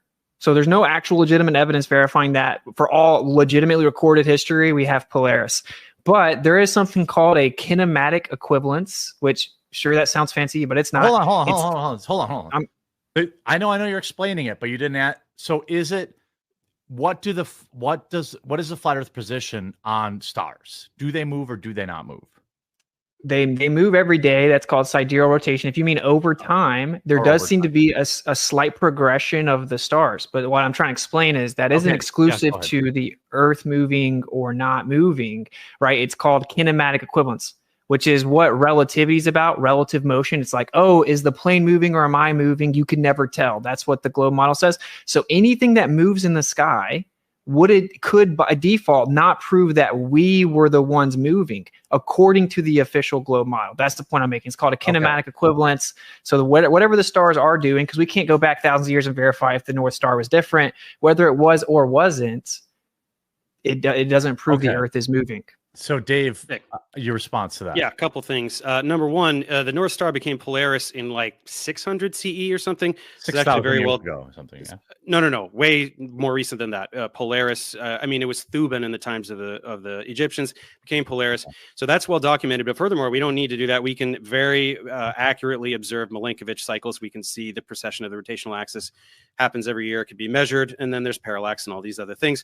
But that's not really what matters, because again, he's trying to do this thing where he doesn't have to where he's pretending that geocentrism doesn't assume a spherical Earth. When the argument was going on in the Renaissance, early Renaissance, about geocentrism and heliocentrism, we knew that the Earth was a sphere. So every time he does this kinematic equivalence, the kinematic equivalence he's trying to refer to is whether the Earth goes around the sun or if the sun goes around the Earth, not doing little donuts on a pizza land. That's not an equivalence. Those are not equal things. We're talking about one going around one or the other going around the other. Those are the two things. So geocentrism, you often try to defend a geocentric model. It assumes a spherical Earth. That is an actual model that can, to some reasonable precision, describe the motions of the celestial objects and put them where they're supposed to go and predict quantitatively where they're going to be. Flat Earth doesn't have that. You don't have any model. You don't have any way of saying this is where the planets are going to be. This is when an eclipse is going to happen. Any of these things. You absolutely cannot do any of those things. That's why I told you in the beginning, if you want to defend geocentrism, that's totally fine. We can talk about how we know that the Earth moves, which is a completely different topic from knowing whether the Earth is round or flat, because geocentrism uses a spherical Earth. Okay, response to that, Austin. Okay, so what's happening is I'm specifically addressing the singular point in your gish galloping. No. So, like, you want me to address everything you just said, right? Like, for one, kinematic equivalence has nothing to do. How about this? I'll throw it back to you real quick. Why is geocentrism exclusive to the Earth being a sphere? Because it's a model that works. Flat Earth doesn't work. It doesn't explain anything we see, like the observations of the celestial sphere that you keep running away from. You cannot explain why the stars rotate one way in the north and the other way in the south. You cannot explain that. All right, I'm going to take my time back and let me respond to everything you said, because you didn't answer. So the answer is that it's not, because with everything you didn't answer. That's fine. You didn't. You just started talking about star trails again. So with everything going on in the quote unquote universe, you said universe wouldn't exist. No, maybe not as you've defined it, but with everything going on, all the quote unquote planets, everything moving around, the Earth's shape doesn't matter. You just project that relative to your projection. You create a transform relative to your projection or your assumption of motion. Observations of the night Buddy, sky. I let you finish. Chill out. Okay. So let him finish. Let him finish, Dave. So the truth is that all observations have shown that the Earth is stationary. We have the cosmic microwave background, which showed anisotropic inhomogeneous distribution of energy, which is the exact opposite of the heliocentric prediction, and intersected on the Earth. The 23.4 degree axis was on a non-local observation. Salad. Dude, define word salad. You're just using words. You're trying to pretend that cosmology proves the Earth is flat. Then all cosmologists would be flat earthers. Do you have any Straw idea how man. insane you sound? No, it's not. You're pretending to understand cosmology. Hey, You're Vader, pretending. pause. When did I say that was word microwave- salad, Dave? No, I'm saying it's word salad because it is word Vader. salad. I like Yeah, bro, it takes me a second to get a pause. What's up? Yeah. Did you see the video that they put up on the word salad mocking Austin? I did not. Oh, it's hilarious. They just keep saying, you're saying word salad, and there's some song behind it. Oh, like they put it up mocking them for saying word salad. Yeah. Somebody from our community put it up. Nice. And I'm gonna have to check that out. yeah, Nick sent it to me. I'll see if I can find it in my text chain and send it to you. Okay, sick. Do so. I said that was word salad. We're talking about the shape of the Earth. You're defending a flat Earth, which we figured out it isn't true in 2,500 years ago, and you're trying to talk about modern cosmology to try to talk about this when you can't even explain. Sorry, I had to pause it real quick because the self-projection counter wasn't gonna get counted, and I needed to adjust some things. So bear with me while I do that. Is it gonna work with me? Seems like it's gonna be weird. Let's see if I can do it this way easier. Keep going. There it goes.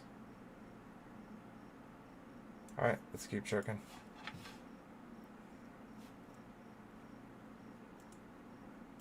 Naked eye observations of the stars in the sky. Okay, You look, can't they're do it. directly related. The idea is that the Earth is a tilted, wobbling, spinning sphere that revolves around the sun. The alternative is that the Earth is a geocentric, stationary plane. Both of those are that is the directly geocentric related. Sphere, that is a stationary sphere, was the alternative. Prior to heliocentrism, Dude. we thought that it was a stationary Stop interrupting. sphere. Hold on. Prior- Hold on. You keep going off the rails. I got to bring you back to what we're talking about. Hold on, guys. Okay, I'm getting some flack for allowing too much interruptions. That's on me. I know that both of you feel passionately about this, but please try to keep that to a minimum. But I do want to say, most importantly, I think it's really important and really cool that both of you took time out on a Saturday night to get online and do this and stream. And I just want to thank, I just want to give a shout out. I don't care who people back who are watching or whatever, both channels are linked in the description. Witsit gets it or Professor Dave. Ideally, you'd subscribe to both and consume both people's content and make up your own mind.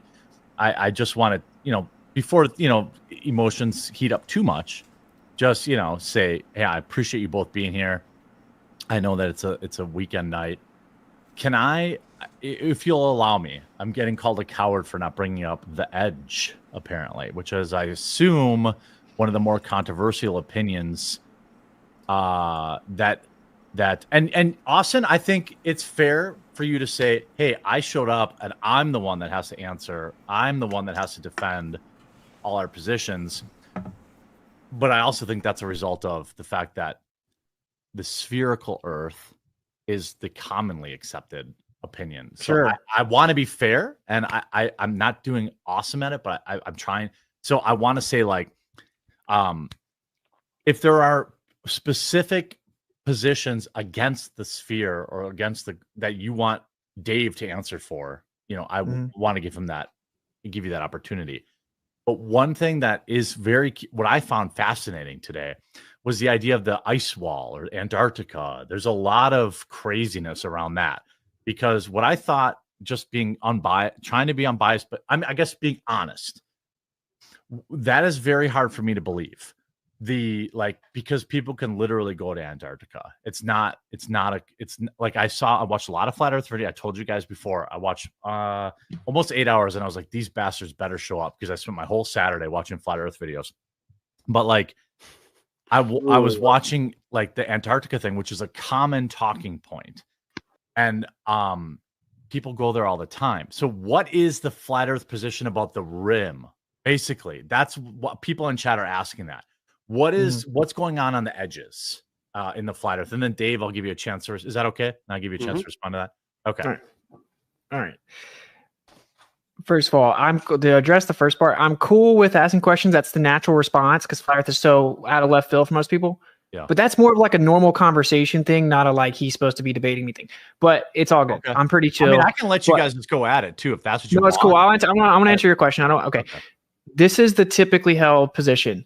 You cannot freely and privately explore past the 60th south latitude, okay, which is a ring around the outside. So to independently and freely identify and verify what all is out there is not possible. Do people go there? Yes, you can go on approved guided tours. Most of the time it's like just a couple locations. They say it's super dangerous. I have a friend that this is anecdotal, but a former NASA employee was stationed there for 6 months. He's a flat earther. It's admittedly the highest elevation on Earth. So when people say ice wall, I mean, there are videos and pictures of what you would call an ice wall. It's the highest elevation on the Earth. Hold on. Highest elevation on Earth in Antarctica? Highest average elevation. So not like Mount Everest, the highest average elevation of a continent. Okay. That might be. So we're saying we don't know what's there. And oftentimes people get this straw man. It's like flat earthers say you can't go to Antarctica. People go there all the time. No, we're saying you can't freely and privately explore it, right? Like if I let you in my house, but you couldn't go upstairs, you couldn't tell me what was upstairs, right? It's sex dungeon. I would know. So are you going to go with Will Duffy to the South Pole? He's paying for you. I told him when he first emailed me, before I even knew who he was, that I was open to going. I had specific parameters, which is that they can't take my words out of context and make a hit piece like they always do, that they have to be forthcoming about all the funding and all the stuff like that. And I said I would go. I have no reason not to go. Hold on, Dave. Can you explain the Will? Because I know about the Will Duffy thing, but most people watching. Yeah, I didn't know. I was getting these emails and not even knowing who he was, so I didn't reply. But this guy Will Duffy has been emailing flat earthers and people who make flat Earth debunking content about paying to bring some people to the South Pole to observe the 24-hour sun. He's like some eccentric billionaire guy, right? I don't really know anything about him, and I don't know how much money he has. I don't think he's a billionaire. I think he has enough money to pay for a couple people to go. Because I will go.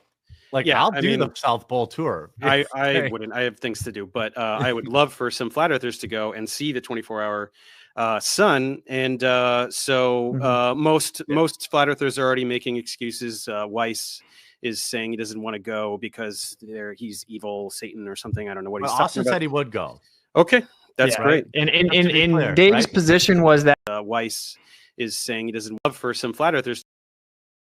Guys, I want to point something out real quick. I have to. Eccentric billionaire guy, right? I don't really know anything about him, and I don't know how much money he has. I don't think he's a billionaire. I think he has enough money to pay for a couple people to go. I will go.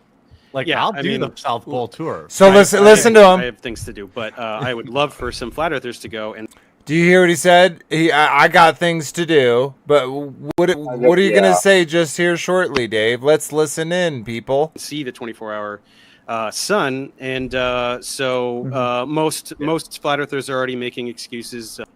What, Dave?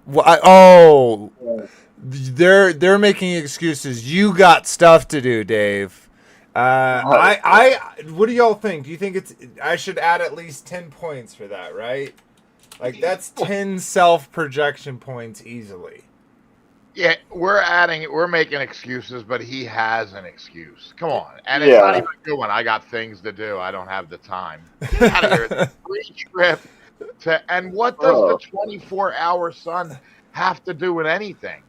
The shape of the Earth, yeah. It's like does it really make a difference that you can see the sun for 24 hours? Does that change the shape? You're on the highest elevation. You're in a sweet spot where the sun, because the sun rotates it doesn't rotate circularly. It rotates on it's like a figure 8. You know what I mean? So you talking about the analemma, through the seasons, the analemma, where you see the one that you record it over a year.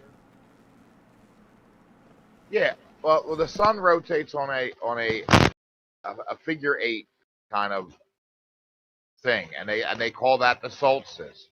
So obviously, you're in Antarctica. You're in the sweet spot of the solstice, where you're going to see the sun for a 24-hour period.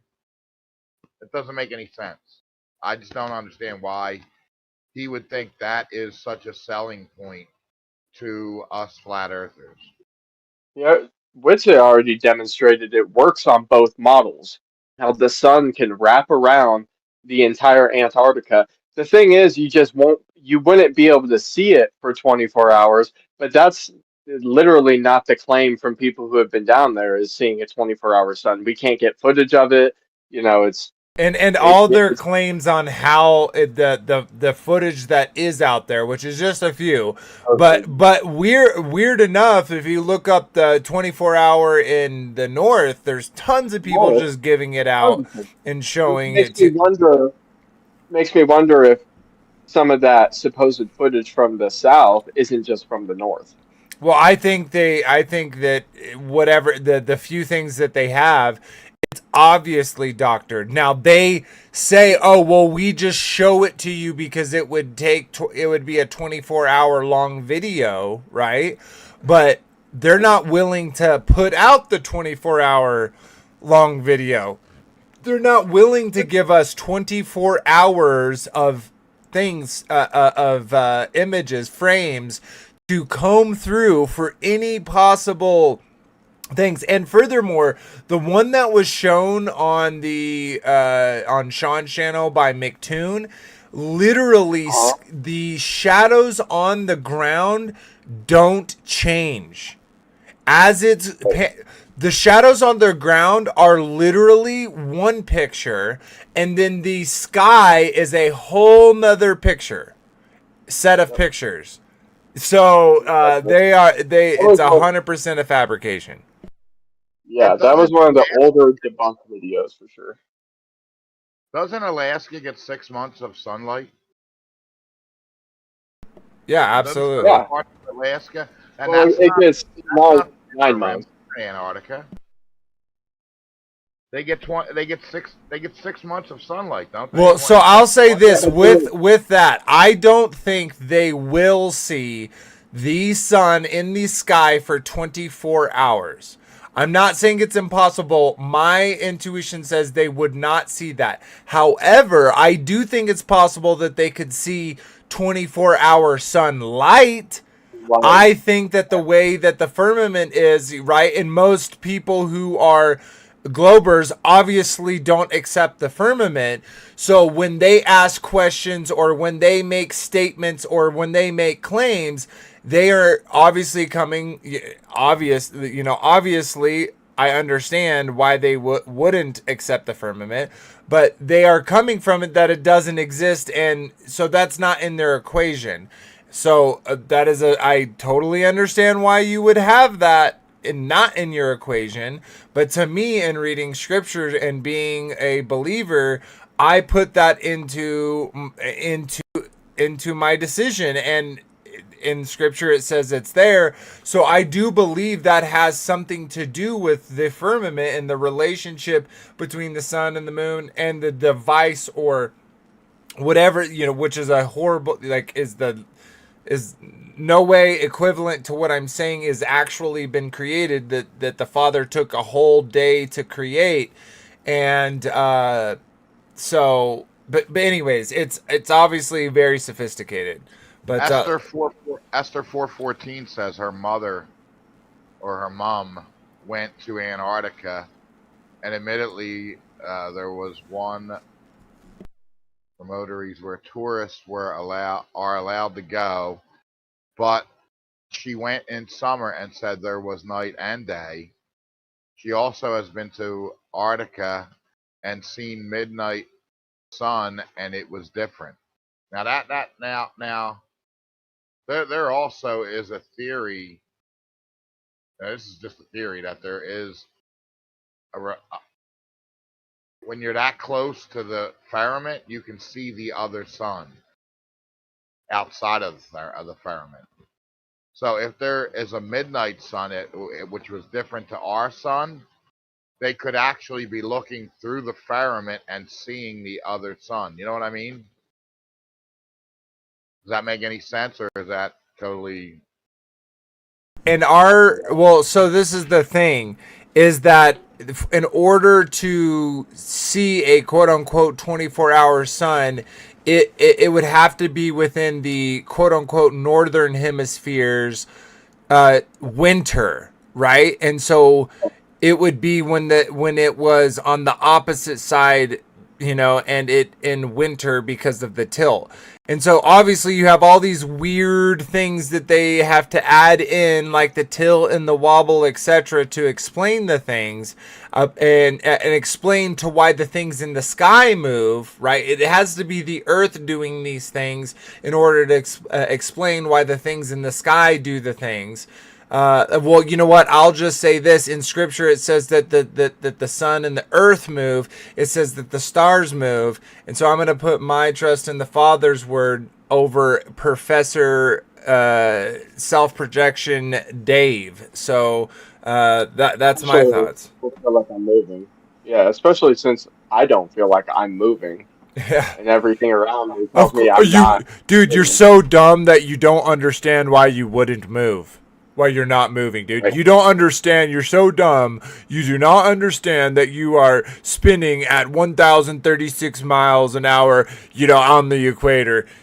I don't know your longitude and latitude when I shoot the bullet, but it doesn't matter what mine is either, because the Coriolis effect and I factor it in. Whatever, dude. Yeah, it doesn't matter that we're on an elliptical orbit, which changes our velocity. When we move around a curved orbit around the sun, that's a change of direction. So dude, that would gravity. Yeah, gravity. I forgot about gravity. I always forget about gravity. I'm sorry for interrupting you, but that's literally what they do. Gravity. It's obviously gravity is why that doesn't. It doesn't Always feel it. gravity. They always go to gravity first thing. They remember So gravity right off the hat. Weiss is saying he doesn't want to go because he's evil Satan or something. I don't know what he's Well, talking Austin about. said he would go. Okay, that's Yeah. great. And clear, Dave's right? position was that he doesn't respect people that are dishonest and hide behind anonymity and stuff like that. So whatever, I said I would go because, dude, I'm not scared of anything. Did You he know I'm a contact flat you? earther? Did he contact you? Yeah. He sent like a mass email, and when I saw it, I responded. I said, dude, look, I'll go. It has to be transparent, honest. People have stolen money. They claim on their videos they're going to fly us, and then we contact them. They're like, I'm not going to actually fly you. That's just for my YouTube video. But he still has a GoFundMe up to make flat earthers look bad. So I said, if it's honest, I'll go. I'm not scared of the truth, dude. I'm a flat earther because you can go see mountains from hundreds of miles away consistently. It doesn't add up. The math doesn't add up. So anyway, and Can I bring it back? I Sorry, don't know sorry, how sorry. that's going to manifest, but as of now, it looks like it could be me and Jaron going with, I guess, Dave McKeegan or something. But Well, I give you. and when we props don't for see the going. 24-hour sun, What are you going to have to see? So if you go, all right, right here and right now, you go, you see 24-hour sun, you come back, you make a video. Because look, I saw this in Dave's video. I feel like I've saw you, and I have also. Everyone's been wrong.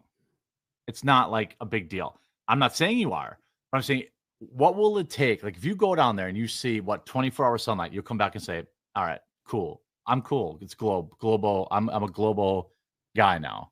What would it take if you went to the South Pole for you to change your mind? if I saw a 24-hour sun that does a 360 around me, like the Go predicts, I would What would that readily look like? admit like that doesn't. What's a 360 around me look like? Like the sun should just do a full circle around you and never set, just like it does in the north in the midnight sun. In It should do the Alaska. same thing in the south. What does Yeah, it look like if in that- Alaska when it's light for 24 hours there? Do you It literally does. If you're far enough north, you can just see the sun do a full circle around you, which is what the flat Earth predicts is what. What's up? Dave, do you have any issue with that? I don't know. I've never been there. I'm No, asking. great. I can't wait. I really hope they go, and then when they come back, that's the end of flat Earth because that will be it. And we don't Well, have let me to finish worry what I was saying. about anymore. Okay. Yes, go ahead. It would match the globe. I would step back and be like, whoa, I don't expect it to. So I would admit, yeah, that's weird. That matches the globe. That's not expected on the flat Earth from my understanding, blah, blah, blah. I'd openly admit it. Isn't that what you just did to me about the photograph? Or I was thinking of another explanation. What? No. I Sure. didn't even say that yet, but maybe. But a more definitive test actually is to charter a plane, fly far enough south, have multiple mechanical gyros spinning up that maintain rigidity in space. They should tip over as you go, and then it should flip over. So it should tip and flip based on the curvature of the Earth. If say that test and the 24-hour sun was actually manifested, which I don't have high hopes for, I would, if I found out for sure the Earth's a globe, I would be the first one to come out and admit I was wrong. Because that doesn't prove one. Right. One thing doesn't prove is that we're flying through space. It doesn't prove any of this other nonsense. Okay, well, let me ask this. So, I feel like Austin's been on a bit of the hot seat. So let me pose a question to Dave. I watched a bunch of your videos today. I actually really appreciate. I can definitely tell you're a teacher because all of your PowerPoint slides gave me PTSD back to my college days. I'm good with slides. Yeah. I actually, when I was getting my master's degree, I still had a professor that used overhead projectors that he had like written in the 70s. Old school. Yeah. Yeah. But I've heard the terminology around flat Earth several times in your videos about grifting, right? Mm-hmm. What is the grift? Like, what is the grift in saying that there's a flat Earth? Can you kind of describe that? Because I don't see a lot of these flat Earth guys being like, give me money. Like, well, so what is it? It's just a little cult, and there's super chats, and they do the conferences and all these things. That's all it is. So there's it's not like a huge grift. It's not like Scientology or something. But okay, we all agree Scientology is a huge grift, right? I hope we all agree that. Yeah. Dude, flat Earth doesn't make you money, bro. I get demonetized all the time. I'm deprioritized. I had to lose a 6-figure job offer because I had flat Earth videos online. Okay. If you were going to grift, why would you pick the thing that doesn't make money? Because you're like, it doesn't make a better grift. If you could do. I've been debunking Billy Carson and some of these guys on the Rogan thing. That guy actually makes money lying about archaeology and ancient aliens and stuff like that. That would be a smarter grift. What? Okay. Anyway, but this is the problem. People are going to get so triggered that like Dave's not being forced to actually address his improper claims. Okay. Well, what is I'm just going to be real. No, he's right here. He's right. Okay. Hold on, Dave. All right. What is it? Articulate the question that Dave has not answered, and then Dave, the floor is all yours. ears. Yeah. Okay, yeah. So like I explained earlier, when we looked at the cosmic microwave background, it actually showed that there was, he called this word salad, anisotropic. Wait, what is it?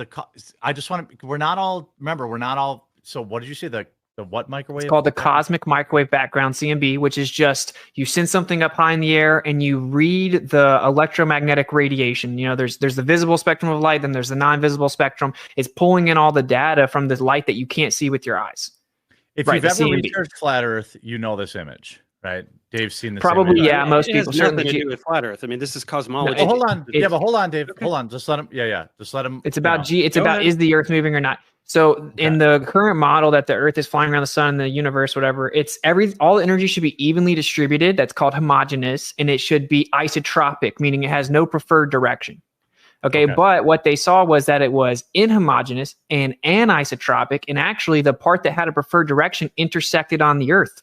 And they ended up calling it the axis of evil. And then what they saw was that this anisotropic inhomogeneous distribution of energy was actually on a 23.4 degree tilt, which was supposedly the Earth's tilt, but it was observed way beyond our quote unquote galaxy, which means it could not have been the Earth tilted.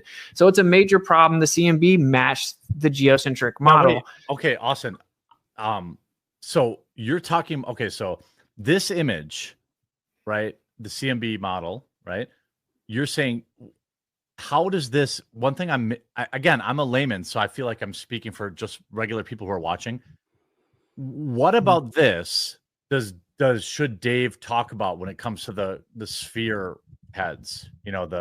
So when you talk about the microwave, whatever, how does this relate to flat Earth is what my question is. This is just about if the Earth is geocentric or not. If the universe is geocentric. Okay, so that's a different conversation then, right? Because it's not though. The planet could be yes, it is, because the planet could be a sphere but still be geocentric. It could be, yes, that's right. Okay, so it is different. The point is that the mainstream model we were all inundated with was that the Earth is a spinning globe. So the alternative is that the Earth is a stationary plane. And what always happens is the people that believe in the spinning globe, they want to avoid the burden of proof for both of those things, curvature and motion. And if they think they can say what's an eclipse, then somehow they don't have to explain all the evidence that shows the Earth's not a spinning globe. And that is illogical. Austin, how do you explain eclipses? You brought it up. I didn't bring it up. So I don't wrap this one up first. I mean, let's not jump topics here. Okay, I'll shut. No, we're not jumping topics, Dave. I do want to say something real quick. Austin has perfectly said it. He has said it perfectly. It's the two things. It's the fact that we have falsified the radius, that we have seen too far, that we have seen things that should be physically obscure by the physically geometric horizon, and such that it's like looking over a hill. You can't see the thing on the other side of the hill. And never, ever, ever have they proved that the earth is moving. They have never proved that. They have speculated, and the only proof that they can even look to prove that is literally imagery from NASA. So, you know, if it's an image, right, it must be true, right? If you haven't checked out my the new little comedy bit I did about the McToon, the legend of the McToons, check it out, because they're literally jesters. They're literally doing comic bits. How long is that video? It's like 8 minutes, like 9 minutes. But anyways, yeah, it's just literally preposterous. Okay, anyways, let's keep going. So just to finish off those two things. We falsified the radius, and we have never been able to prove motion of the earth. Let's continue. Shut up. You're right, Dave. Thanks for keeping me in line. Yeah. You can go whatever you want after this, but no, this is what Austin relies on. This is why he's so incapable of doing. But what does it supposedly prove? I'm sorry. So what does that the Earth's in the center of the universe? Got it. Okay, Dave, respond. Okay. So no, it absolutely doesn't. Otherwise, cosmologists would all agree that Earth was at the center of the universe. Right? This is all freely available information that you're finding on Wikipedia. If this demonstrated what you're saying it does, that would be the consensus among people who study this for a living. It is not, and that doesn't do what you're saying. You're just saying it does. This is what you do, right? You need to talk about esoteric aspects of modern physics because your viewers don't understand what you're talking about, and they just believe you, instead of talking about very simple things, like which I want to keep bringing you back to. Why is it that people looking in different directions can all see the Southern Cross at the same time? Very simple, intuitive things. These are what we should be discussing.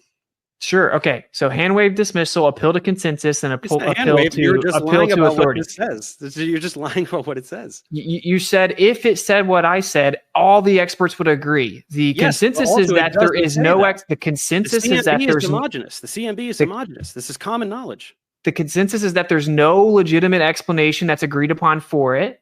And it was originally rejected and then redone and showed the same unexpected results, and then done again and shown the same unexpected results. That's the actual truth. There isn't a legitimate consensus answer from your paradigm. Doesn't matter. When you want to keep talking about the stars, you said look different directions. Just like when Dave Weiss was talking to you, he tried to tell you magnetic declination's a thing, and you called that jargon and said that wasn't a real thing. You're just making up words. I didn't say he made it up. I just said he's saying magnetism for no reason because it has nothing to do with what I was talking about. How is magnetic declination going to allow you to see the same thing by looking in different directions? Explain. You go ahead. Go ahead and you have to do what Weiss said. We're going to see that you didn't follow him then either. And that is that you're talking about directions. You're invoking cardinal directions. Mm-hmm. How do you determine your directions? So if you're going to use a compass, according to your paradigm, when you get to the south, the magnetic declination gets way worse. Why do I need a compass? Can I use geographical phenomena? Can I point in a particular geographical direction by known landmarks? Don't we know on a map? How do you know the exact? First of all, when you're looking at the stars all the way to the Southern Cross, what known landmarks are you going to use?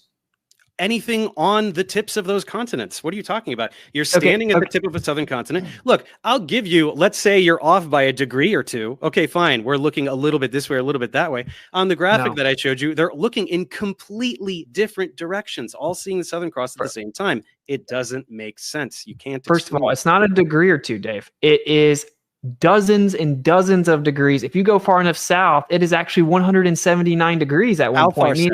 How far south? Very near the magnetic pole?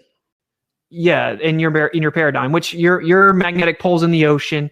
But the point is dude, if you're gonna say I'm looking south for sure, you're relying on magnetic declination corrections. Okay, but that's the point Dave was making. You hand wave dismissed it, and it's just a fact. I can go outside of my house and look north without looking at a compass because I know which way north is on a map.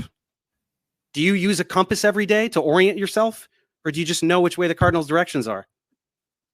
Yeah, but in the north we have Polaris to go off of, right? No, we have like on a map, on a street, walking around the street. You've got a grid of streets. You know which way is north. Do you need a compass to do that? Well, actually, if you use the compass, it will show you different directions over time. I'm asking you, how do you verify south? Use geography.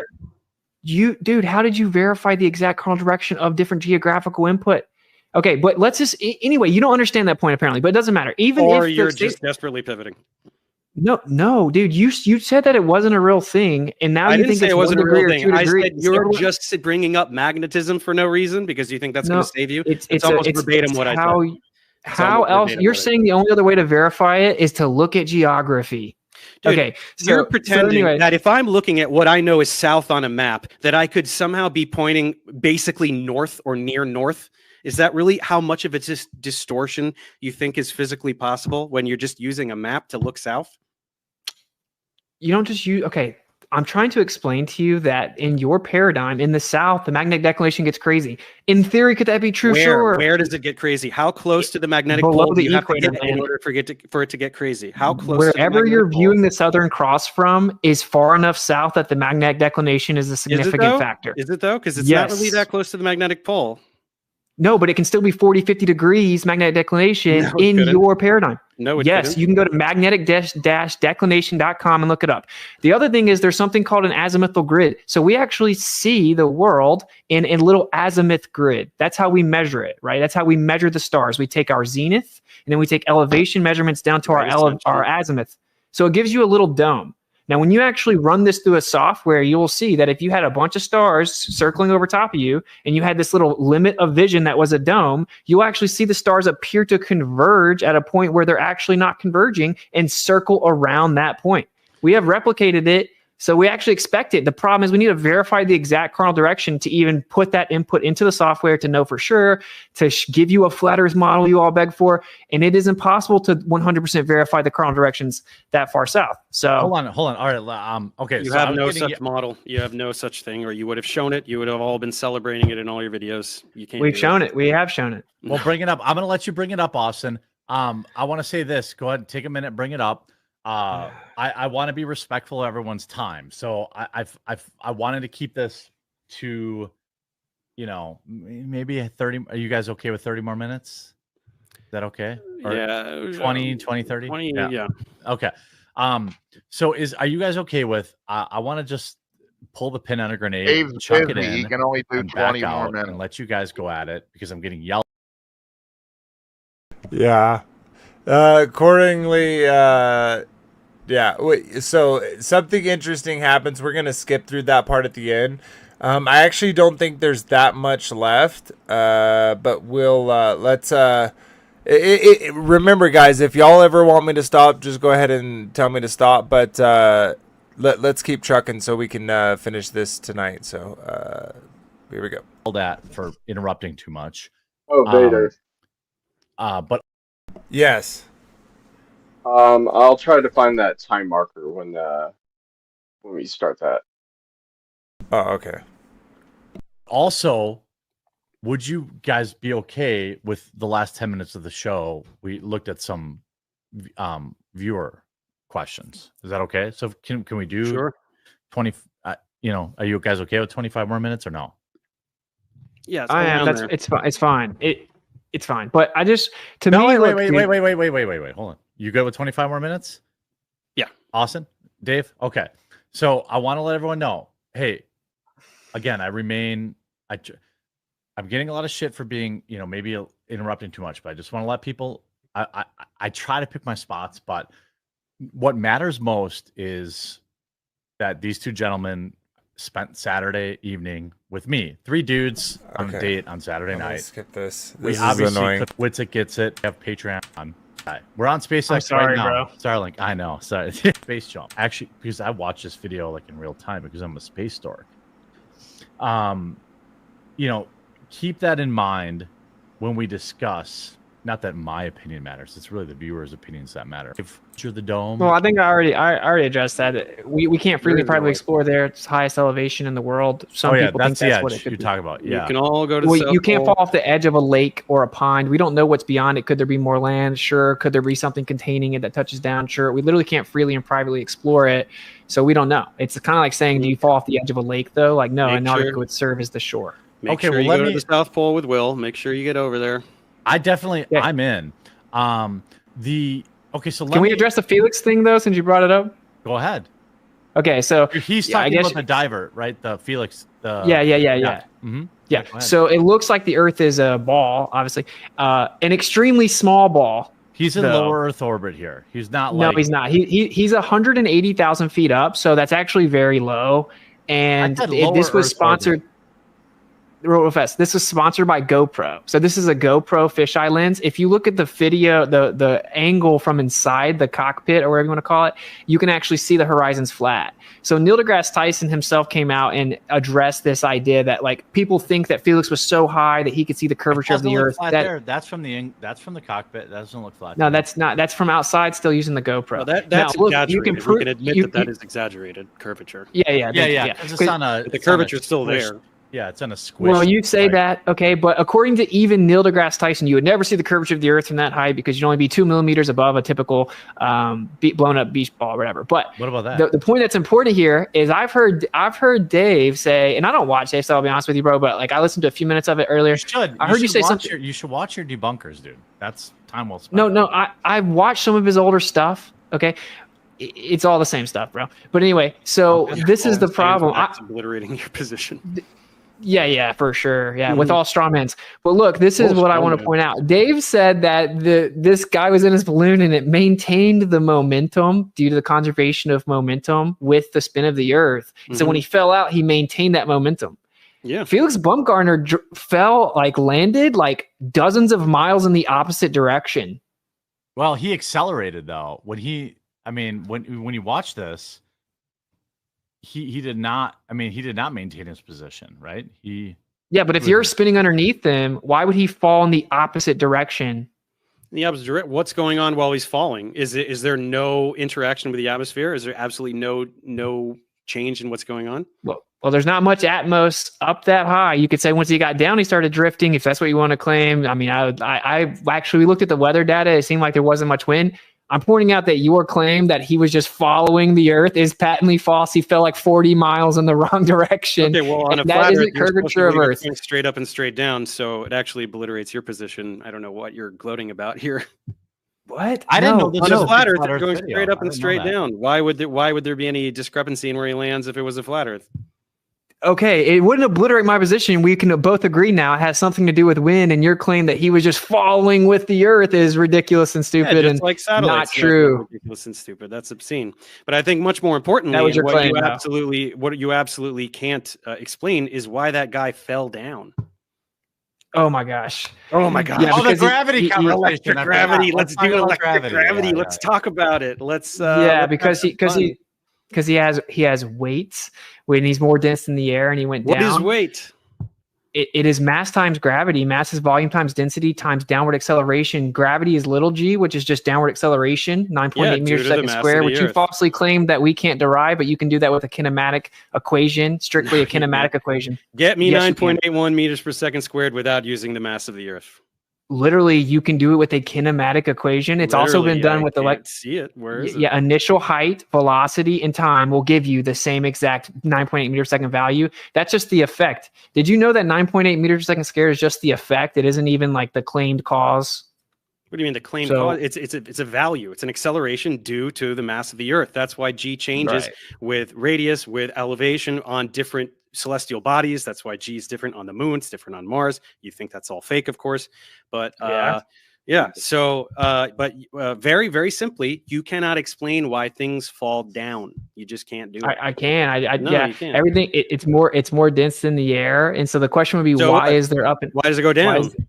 Why is it down? That's your It is question. less dense too. The air above it is less dense. Should fall up. Why is it? What? The Dude, air above an you're object. more dense than the air. It doesn't matter if the air above you is less dense than the air But below. why does it go it. down? This air is less dense. In fact, this air is even less dense than this air. Why does it go up? Okay, why would that mean it goes down? What do you mean? Why does that mean? Because the mass of the Earth. The mass of the Earth is the things fall. The reason You that things don't- fall down. Dude, helium. Why does helium rise? Because it's less dense than air. There you go. It's So less it dense than the pulls- other air. Gravity Okay. pulls the air Okay. down more than the helium. That's It's the what same you reason a think. beach ball goes up in the air, in the water. You're just reifying your belief, and this is what's even funnier. Reify. Well, How is it listen, dude. reification? I'm not doing anything abstract and turning it. Yeah, because you have a concrete. concept. You have a concept of gravity in your mind, and you're attributing concreteness to it, and just assuming it's true by treating the concept as if it's assume actual. anything because I know that it's exclusively an effect based on mass and not electromagnetism, as you pretend. You absolutely cannot use electromagnetism to explain anything that gravity explains. You can't. I've never do it. said electromagnetism. There's a downward electric current on the Earth. This is actually another falsification of the globe. We have a electricity uniform. and magnetism are not part of the same thing. What do you mean, not electromagnetism? We have a vertical electric field on the Earth, and it has 100 volt per meter increase. It's Mhm. equipotential increase. It's a vertical dissipates with electric outputs. field. It's a vertical electric field, and it's uniform. And so we have 100 volts per meter. Now not that's uniform. impossible. It's not That's uniform. impossible. Yeah, It's not It uniform. does it increase 100 volts per meter? No, it dissipates with elevation, which is why Felix can't be falling down due to electromagnetism Does it increase 100 volts per meter? for like 100 meters. And No, then there's the no. dissipation. No, your Yeah, model you go claims way that up, it's up to like 50 electrostatic field goes miles. in there. Okay, look, even if whatever You're you so want to say wrong with about that, everything. man. why doesn't anything fall up? Austin, why doesn't anything fall up? Electromagnetism is both attractive and repulsive, right? So some things are attracted to the Earth. Why isn't anything repelled from the Earth? Why doesn't it fall up to the other Gaussian surface or whatever you want to talk about? Why doesn't anything fall up? So first of all, radial distribution of a sphere would not allow you to have equipotential parallel surfaces that are 100 Why are volts you per jumping meter. away from my question? Why does it? No, I'm finishing my point. Then I'm just letting the audience hear the conclusion of the point. Let him answer. Let him answer. Let him answer. So that's the conclusion of the point that Dave previously avoided, which is that radial distribution of a sphere could not replicate what we have on the Earth. But you said, why don't things go up? You mentioned my middle school experiment or whatever you called it, right? Where I actually made something lift, and I did it with iron filings. I did it with multiple different materials, even insulators. So you said that doesn't count, and I can't make big objects. Yeah, I can't make big. Okay. Hey, Did look, you know that physics scales? The bigger an object is, the more charged particles there are in it, right? So the effect should be greater. Why can't you do it with a rock or a person? Why don't we see anything fall up ever? Because you would have to increase the amount of, say, electrostatics you introduce proportionate to its weight, which is, again, mass, which is volume times density relative to the pressure mediation of the atmos. Wait. My question is, yum. Dude, what did I say that was word salad? All of it. You're just saying words. All of it. I'm asking you why things don't fall up.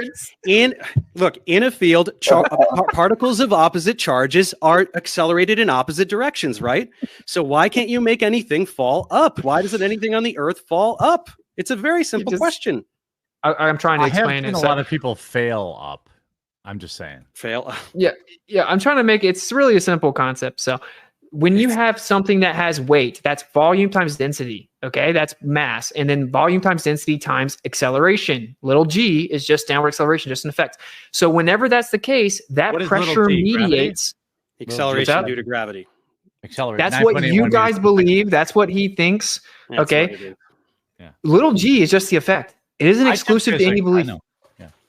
Okay. Well, everyone keeps invoking little g as if it's proof of, I guess, the bending and warping of space and time or whatever. We don't even have to go with electricity. Or I know you can't go that route. Trust me. We know. Well, no, you can. Relativity is one of the most corroborated theories in the history of science, but it doesn't matter. No, it's not. You can just use Newton. Well, it is. It was falsified in 1933. Fritz Zwicky was off by 99%. Definitely was never falsified. Let me ask this question, dude. It's a simple question. You said that my experiment doesn't do anything. In Yeah. reality, what I did was manipulate the electric field, and then it caused the objects to go up, even What though you that they were did- heavier than the what air. you did was proving- apply an enormous electric field to overwhelm the effects of gravity. You took a different force, electromagnetism, to overwhelm gravity for a teeny tiny little object, right.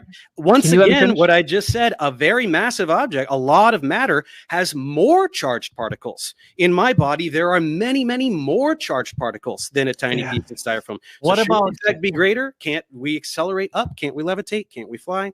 Why not? If we're I talking just have a simple about- question. You won't let me get it out because you know you won't be I able to answer. just Hold on. answered it. Ask the question then. Ask the question. Okay, I've tried like 3 times. Ask it. It's Yeah, simple. You're saying that doesn't count because I can't do it with bigger objects. Yeah. Do you know that physics scales? Yeah, so a larger object, more charged particles, the effect should be greater. Why doesn't anything? So you fall agree up? though that if I do the same principle on a bigger scale, if I increase the force proportionate to the object, I would be able to make things go up. And Yeah, your but- claim that you can't do it with bigger objects is completely ridiculous, So you non would be sequitur. and countering holds no weight. gravity. You would be countering gravity. You're I'm just talking about reifying out gravity here. again. Stop saying reification. Do you have any idea how dumb you sound when you say Hold on, hold reification? on. over and Hey, over? come on now, come on. Okay, We- okay. You're just begging the question over and over, dude. All You're right, just saying, Question, I walk promise. the dog, Hold Rose. on, fellas. We're Listen. wrapping, we're bringing it home. You can only do this with a Van der Graaf generator because you are applying an external field to overwhelm gravity. You're saying that out there in the world, it's all electrostatic. So we shouldn't need a Van der Graaf generator. Out there in the world, where this is an electromagnetic effect, and we know that electromagnetism is both attractive and repulsive.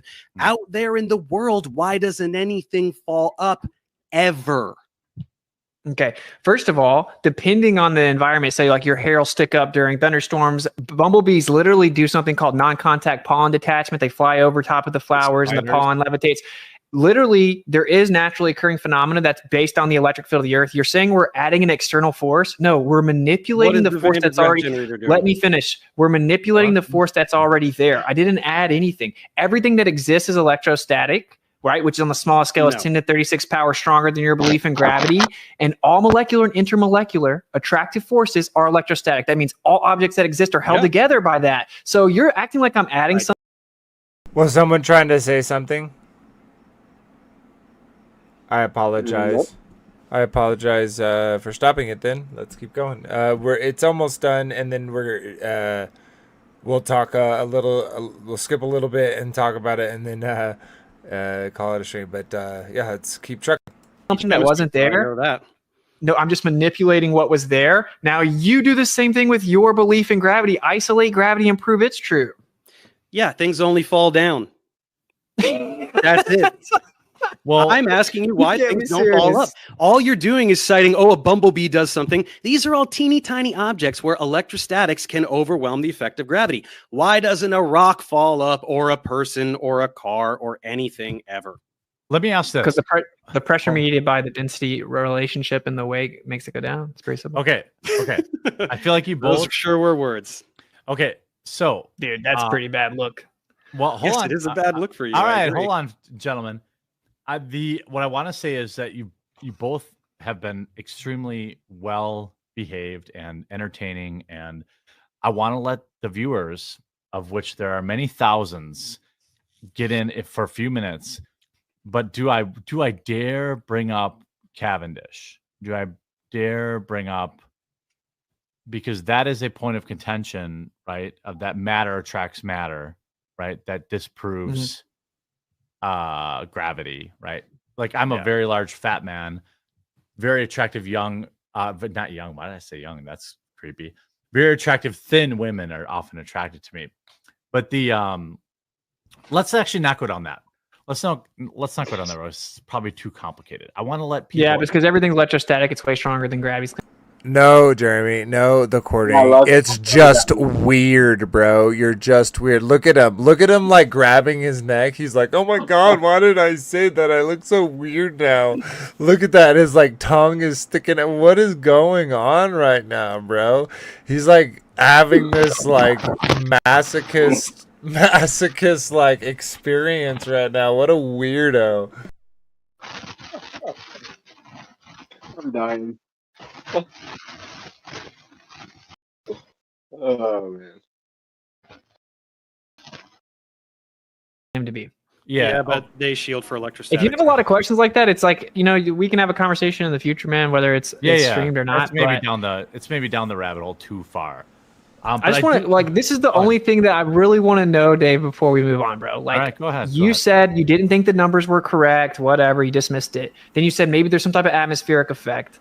Do you agree, though, that refraction is the bending of light, which means that a silhouette can't be refracted because it is the absence of light?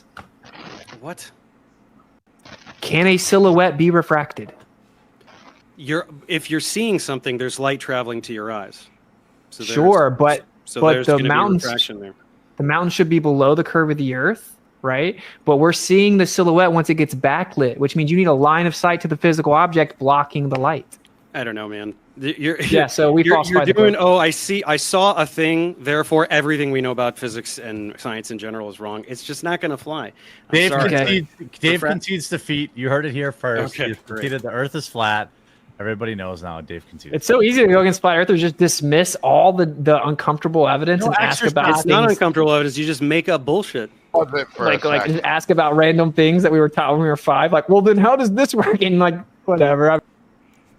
What's up, bro? Look at that picture of Professor Dave. He looks so weird. Look at that. Look at that smug, the little picture where his name is Professor Dave Explains.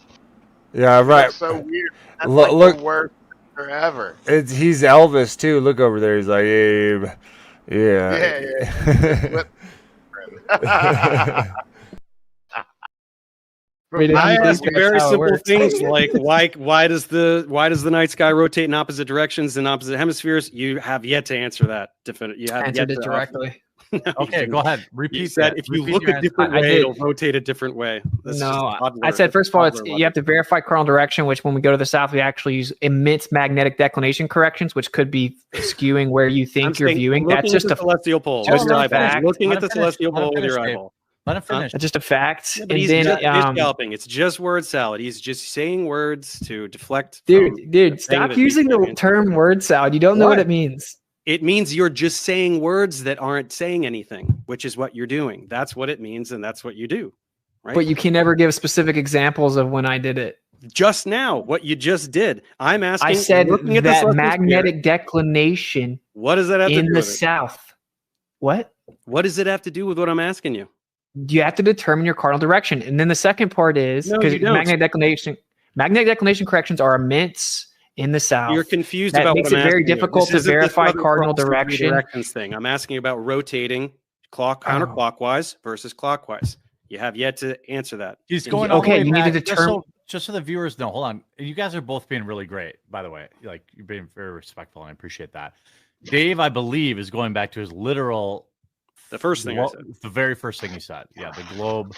This is all recorded. I tried to answer it the first time he asked it. He interrupted 7 times. I've answered it 3 times. If I look in a different direction, it'll magically spin the other way. That's not how things work. If you put a clock on the ceiling, it's going to go clockwise no matter which way you face. Sorry, buddy. I said that we see, this does require usually some visualizations to understand it. We see in a little dome. It's called an azimuthal grid. You can go to Stellarium. That's how we map the stars. We have a zenith position, an azimuth position, and we measure elevation angles. When you do that 360, it gives you a dome. That's how we view the sky. NASA themselves have articles talking about how we see the sky to be a dome. We have an equidistant limit of vision. It's like a little dome. If you were to replicate that with a bunch of spinning stars and you look out towards the edge of this dome, it's going to make them look like they're converging and spinning around the central point, even though they're literally not doing that. We have replicated it. Therefore, we would expect to see it just like crepuscular and anti-crepuscular rays. When the sun's setting in the west, it'll look like it's in the east at the same time, and the rays will converge to a point, even though it's just based on perspective. Okay. That isn't objectively a viable answer for the star trust. It's not a viable answer. You're just saying words like crepuscular and perspective to appease flat earthers who have no idea what you're talking about, because you cannot answer how things rotate counterclockwise in one hemisphere and clockwise in the other. You know what anti-crepuscular rays are? Explained perfectly by this model. It turns. You know what anti-crepuscular rays are? Well, what? Tell me what they are. Go ahead. So you called it word salad, but it's just that you don't understand the terms. It doesn't matter, but you're just taking it's a jumble of words. It's not that each word doesn't mean something. It's not just literal gibberish and syllables. You're taking words that are words and putting them together to make a salad, like your lettuce and your croutons and your things like that. That's why I tell you of yum yum word salad. You cannot explain what is can you concede that this makes perfect sense visually, intuitively, just spatially? Can you at least concede that this makes more sense than what you're saying? No. I mean, I will say that if it is exactly south, yeah, of course, that's what the globe predicts. But we made the globe model. You're admitting that the globe Earth explanation for the way we see stars moving in the sky makes more sense than everything you just said using random buzzwords that you. No, I didn't say that. But this is the point I want to make here too. Look, Dave had to deny that the default position is that the Earth's a stationary plane. It's not the default. That is a fact. That is literally a fact. So that's just a thing you say. Wait. Whenever we fly a plane, do we treat the Earth like it's flat? It doesn't matter. We're just flying. We're not talking about the shape of the Earth. Hold on. We're just traveling. If it's a default. If that's true, hold on, Austin. If that's true, as the debunkers point out, when you fly on the southern hemisphere, or why do planes take direct routes as opposed to following the flat Earth map? Because it takes the same time to fly from Australia. I think that what is the example you used, Dave? Sydney to Santiago over the Pacific Ocean. Yeah. Let's do this one because we didn't get to it. It's always obfuscation away from the point that the actual physical flying of the plane requires a flat stationary. So he asked the question. I was going with him. I just think it's funny. I just think it's funny. All right. Okay, I know all the debunks. They're not debunks, or I wouldn't be sitting in this chair right now. They are. You can't explain. No, okay, I'll just go ahead and explain it. So if you say you fly from Sydney to Santiago, one direction actually takes significantly longer than the other return flight. How much? Then it doesn't, though. It doesn't. It objectively does. Have headwinds back way. It's like 30 minutes. That's all. No, there are flights that are up to 3-hour difference. So okay, that's a fact. I looked it up. Now, everyone can verify everything I'm saying, and you can go to 24-hour flight radar and look at the data. You can go to 24-hour flight radar, look at the data. What you'll see is it says the plane's going, say, 550 miles per hour, right? On the globe, obviously, you just have a similar distance both ways. But if the time is different, they're obviously not going the same speed. So what that proves, right, because speed equals distance over time. So what that proves is that the data we're being given about how fast that plane goes is wrong. You can Google plane goes 800 miles per hour, and there will be articles talking about planes catching jet streams. You're going to need wait, 2,000 miles an hour. Okay, but planes can't. No, you don't. Sure, that's ridiculous. You guys. That distance is like triple or quadruple the distance that makes sense for the amount of time it takes. So are you going to pretend that there's some that crazy wind or personal tornado that makes it fly quadruple the speed to get it over there? And also, why doesn't it go the route that makes sense on the flat Earth? So first, if you assume the Earth's a globe with a projection, that doesn't prove the Earth's a globe, and it doesn't. So you're asking me, are the pilots in on it? No, the pilots aren't in on it. I know tons of flat Earth pilots. They thought the Earth was a globe. Most of their flat Earth pilots. That's a lie. Well, see, this is what I'm saying. You have to lie about stuff like that. You're dude. the one lying. There's no flat Earth pilots. Ask any pilot if the Earth is flat. They'll laugh. I was just saying he's a liar. Is this a good time? Yeah, that's fine. All right, I'm gonna Biden pull up your. You're calling him a liar, just like Biden did last night. It's ridiculous. Oh, you're lying. There is no flat Earth. Like who the hell are you to call him a liar, and you don't even know? You don't even know the guy. Yeah. Doing it just for hey, bro. I'm just saying. Let's not get into the stuff because they'll be like misinformation because you said that Joe Biden was lying, calling Trump a liar, and he was correct. You know. Anyways, no, it's all good. Okay, let's. Austin was right. He's doing it just for views. He's doing it just to pump up his YouTube channel. You can let me know if it. Yep. Nope. We got it.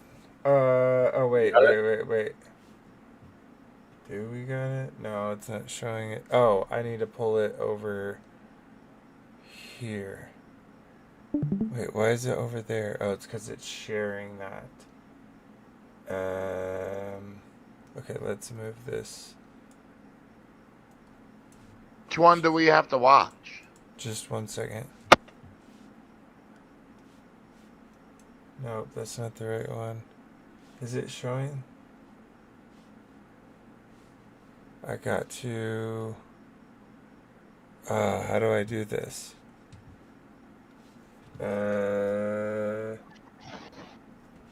What the heck? Sorry guys, I'm trying to figure out... Why isn't it showing this thing? Oh! Bro. Oh my god. Yeah. Frankie B, bro. That was so loud and horrible. What?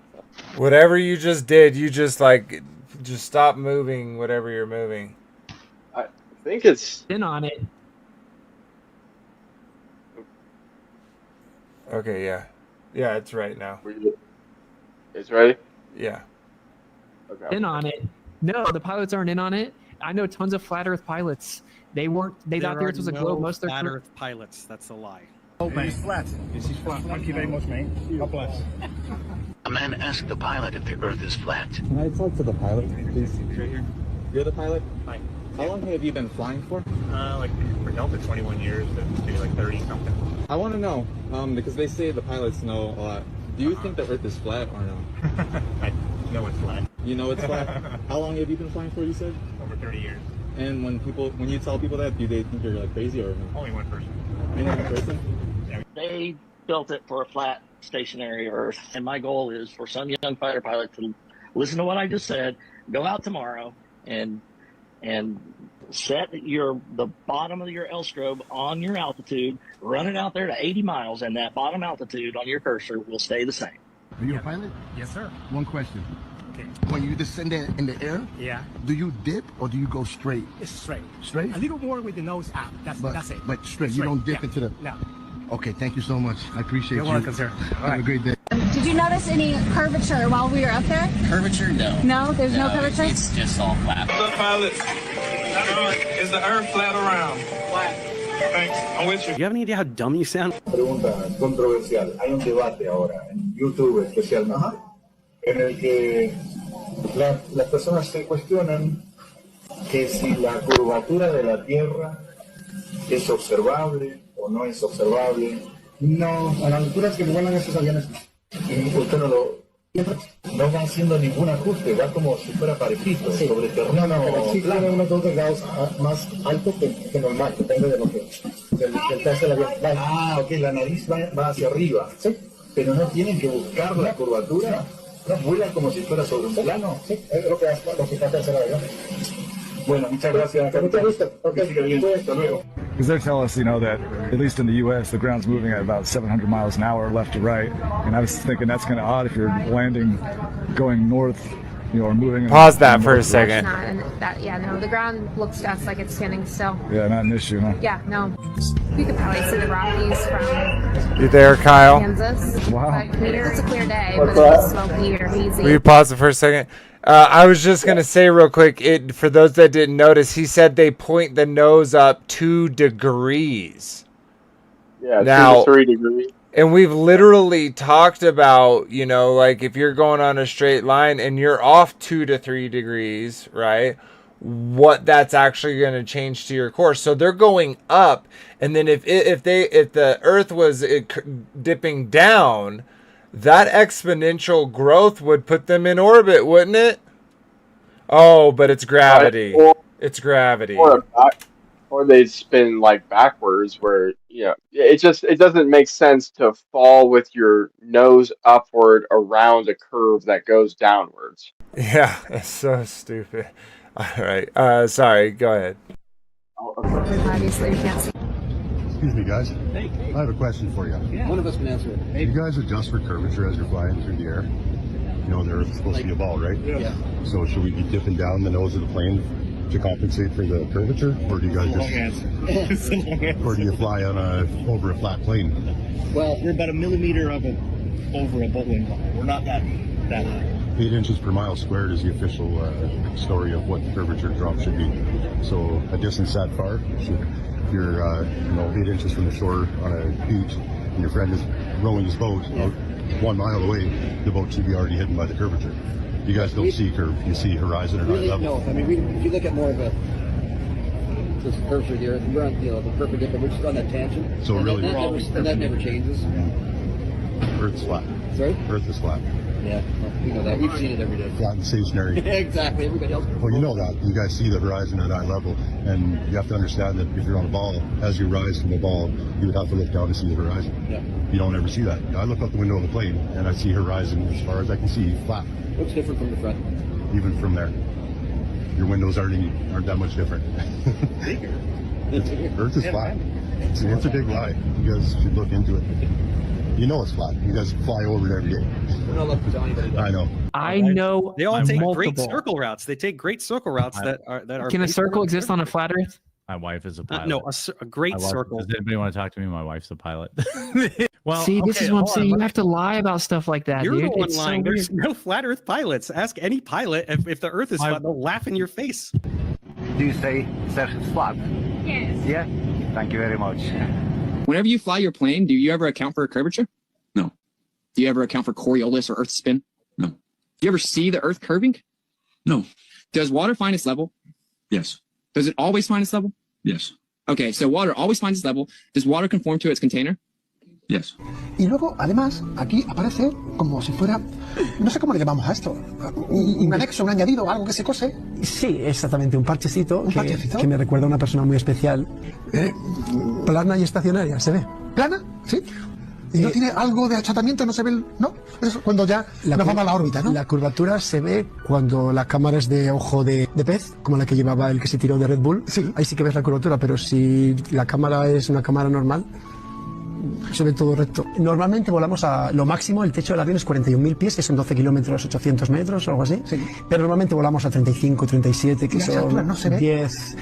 La curvatura. No, hombre, no, según... a ver, yo he volado con el IER a 47.000 pies, con el IER, el jet privado, que son unos 13 kilómetros, 600 o algo así, y tampoco.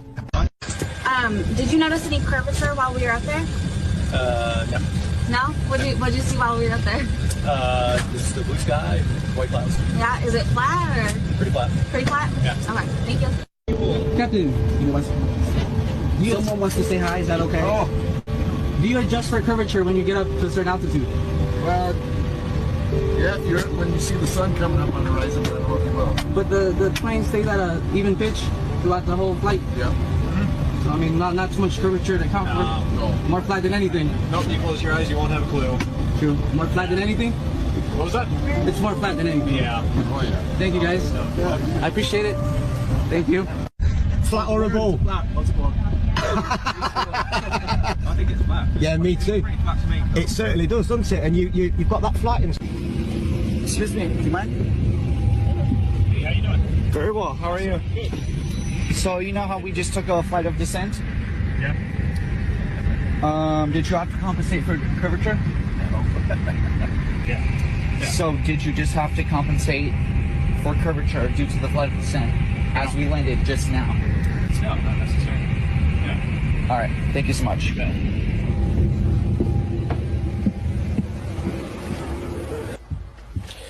So the pilot just told me that the Earth is flat. Hey, I just want to say thanks for the smooth flight. Alright. I did have one question. Is there like a specific angle of downward tilt you have to fly at? 3 degrees. 3 degrees for the curvature of the Earth? Oh, for the Earth? Because, yeah. No, we just fly over the troposphere. Really? Yeah. Do you have to keep like kind of going down because? No, they actually have to nose up. They fly. Yeah. Really? Because I was reading some stuff on the flat Earth that made a lot of sense. Have you looked into it? Which one? I was reading a lot of stuff on the flat Earth. Okay, yeah. True. It's true? Yeah. Okay, Yeah. all right, cool. All right. God bless, brother. All right. Have a good one. You too. I'm a fellow, Casey Josh, I'm a fellow just PPL pilot here. Yeah, nice. I've got a couple of serious questions to ask you. Okay, here we go. Yeah, there's a bit of time. Curvature. Curvature? Yeah. Yep. We don't allow for curvature, do we? For anything, not for you usually. No, we're round. We're a disc, aren't we? Round and flat. Yeah. Sorry. Hey, look, honestly, quite seriously, Yeah. we are, aren't we? Do you have any idea how dumb you sound? Okay, that's it.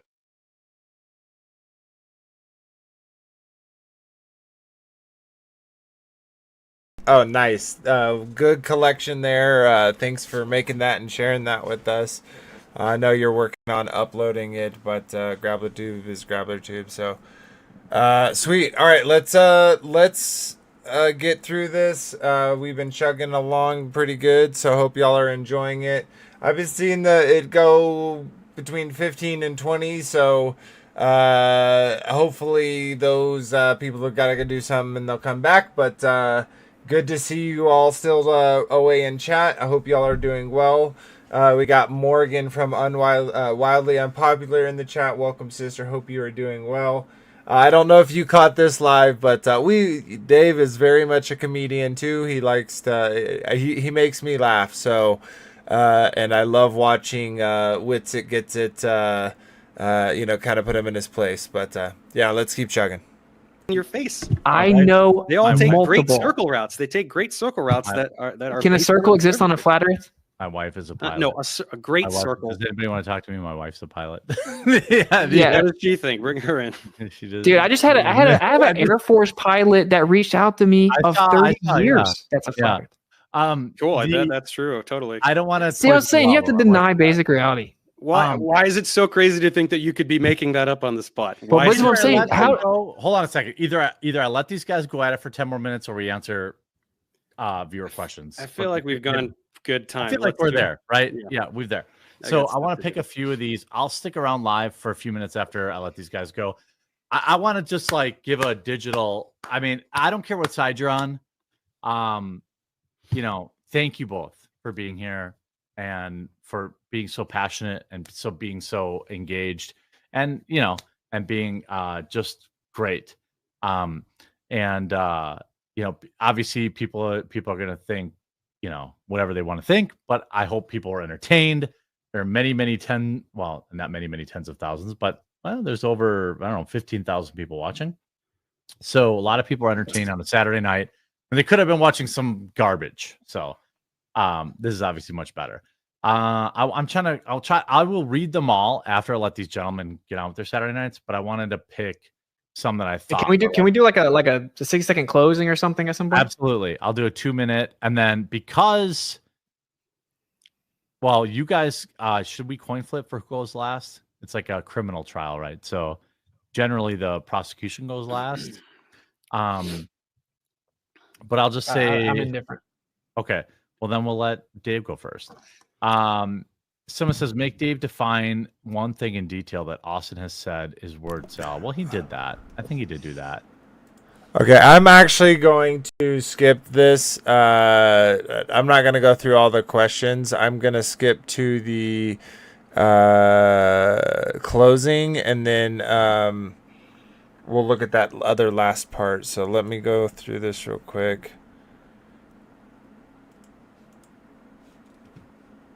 And they show different elements falling at different. Relative. We see the sky and assume the Earth is therefore in the center of the universe. All observations ever showed that. The globe claims to mock and ridicule. A lot of these things are. We see the sky. Leading in, we'll let Austin go first, leading out. But I want you both guys to know I'll have you back on any time you want. This was a blast for me. Like I know that chat. I know they enjoyed it. Obviously, both of you hope to educate people, but for me, I'm a loser entertainer, and I know everyone was entertained. So if everyone had a good time, please support whoever side you want. And I will read. I just want to point this out real quick because I actually mentioned this in the live chat, and then all of a sudden it was gone. Do y'all remember what I brought up in the very beginning? Maybe those that have been here since the very chat, but with Quarterling, with Jeremy, I pointed out something in particular that was in his camera. Do y'all remember what that was? What I was talking about, or what I pointed out? Yeah, look, dude, he removed it. Isn't that kind of weird? So at some point, he literally went and grabbed it and took it off. Isn't that kind of weird? It was a little strange. What are you Or if talking he's about? just playing with it. Okay, look. Okay, Frankie B. Look right. Oh, I have to do it here. Look right here. Okay, I'm going to skip back real quick to the beginning. Let me get the time of where we're at. So 1:42. But I'm going to skip back here to the beginning and look in that same place. You have the moon. And it's like doing this rotation on this, whatever this device is, however that's working. Whether it's internal or external, I'm not 100% sure. But this, if you watch this, this rotates, and it's the moon. And fun. And I literally said something in chat live in this, and then when we get over here, it is gone. It is removed. You're weird, Jeremy. You're weird. Like I know that chat. I know they enjoyed it.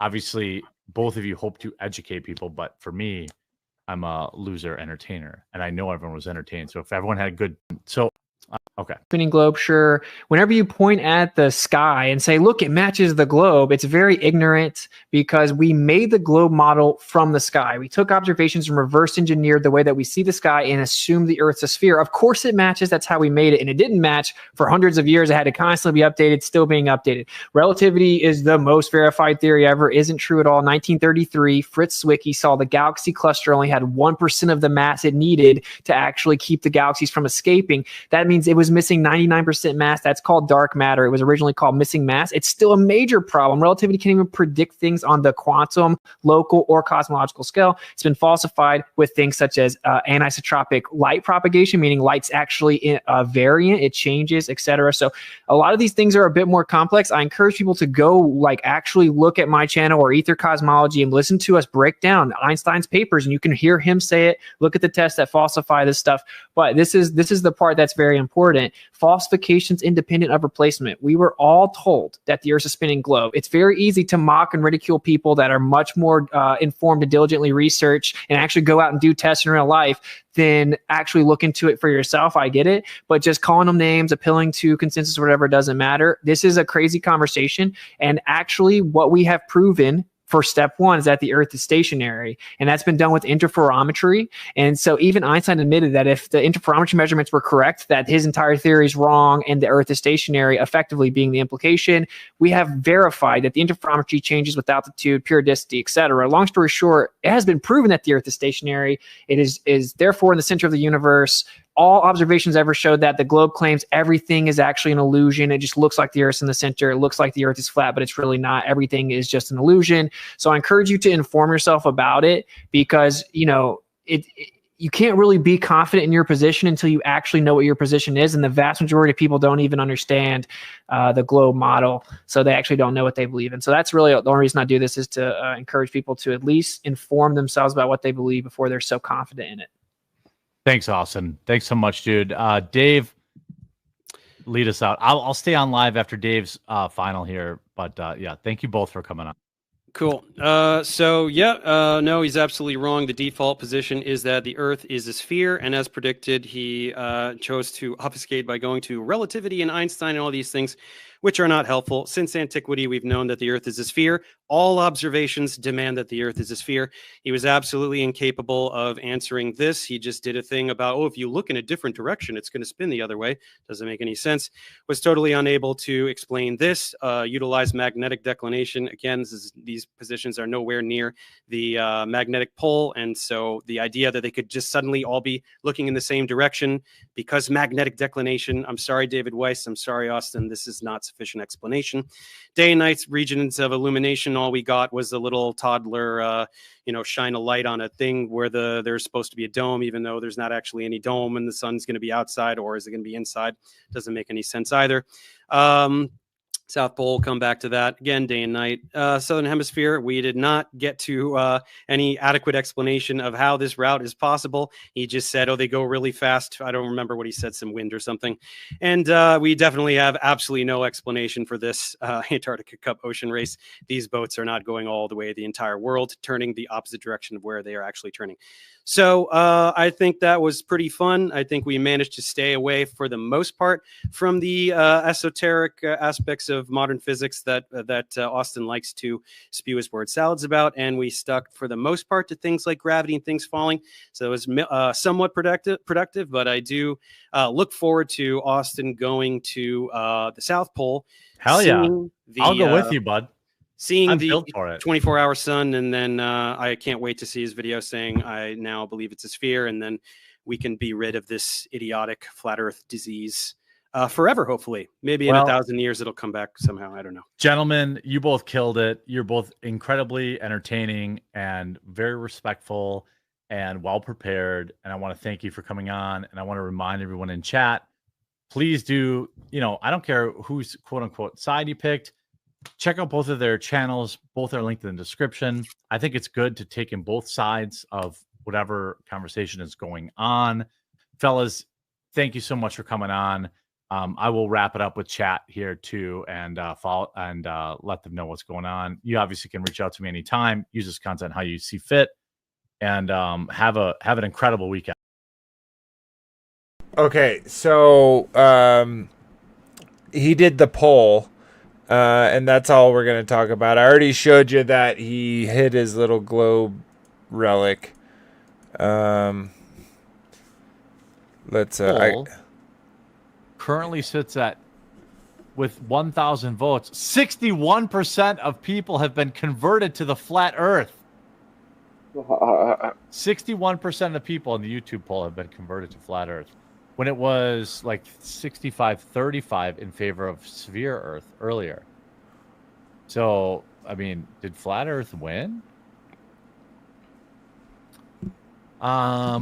Clearly. I think I'm just catching up. I want to give everyone, because if people super chatted, that matters. Look at that self-soothing behavior, him like rubbing his neck and like, bringing in his shoulders. It's so weird. All right, sweet. Well, go ahead. I was gonna say he's like, don't mention young girls again. Don't mention young girls again. Yeah, that was so weird. So many weird things about this character. Okay, wait. All right, let's go ahead and stop streaming that. Looks like we lost Frankie B, brother. Hope you have a good rest day tomorrow, and as always, good seeing you. But yeah, let's kind of give our thoughts, our closing thoughts, and we'll call it a stream. Oh, it looks like my camera is having a little issue.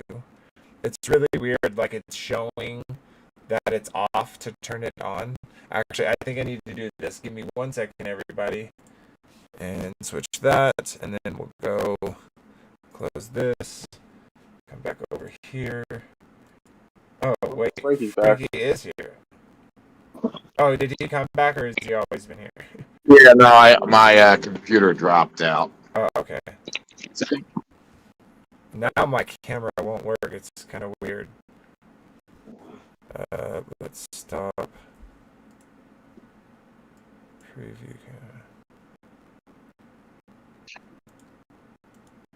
Yeah.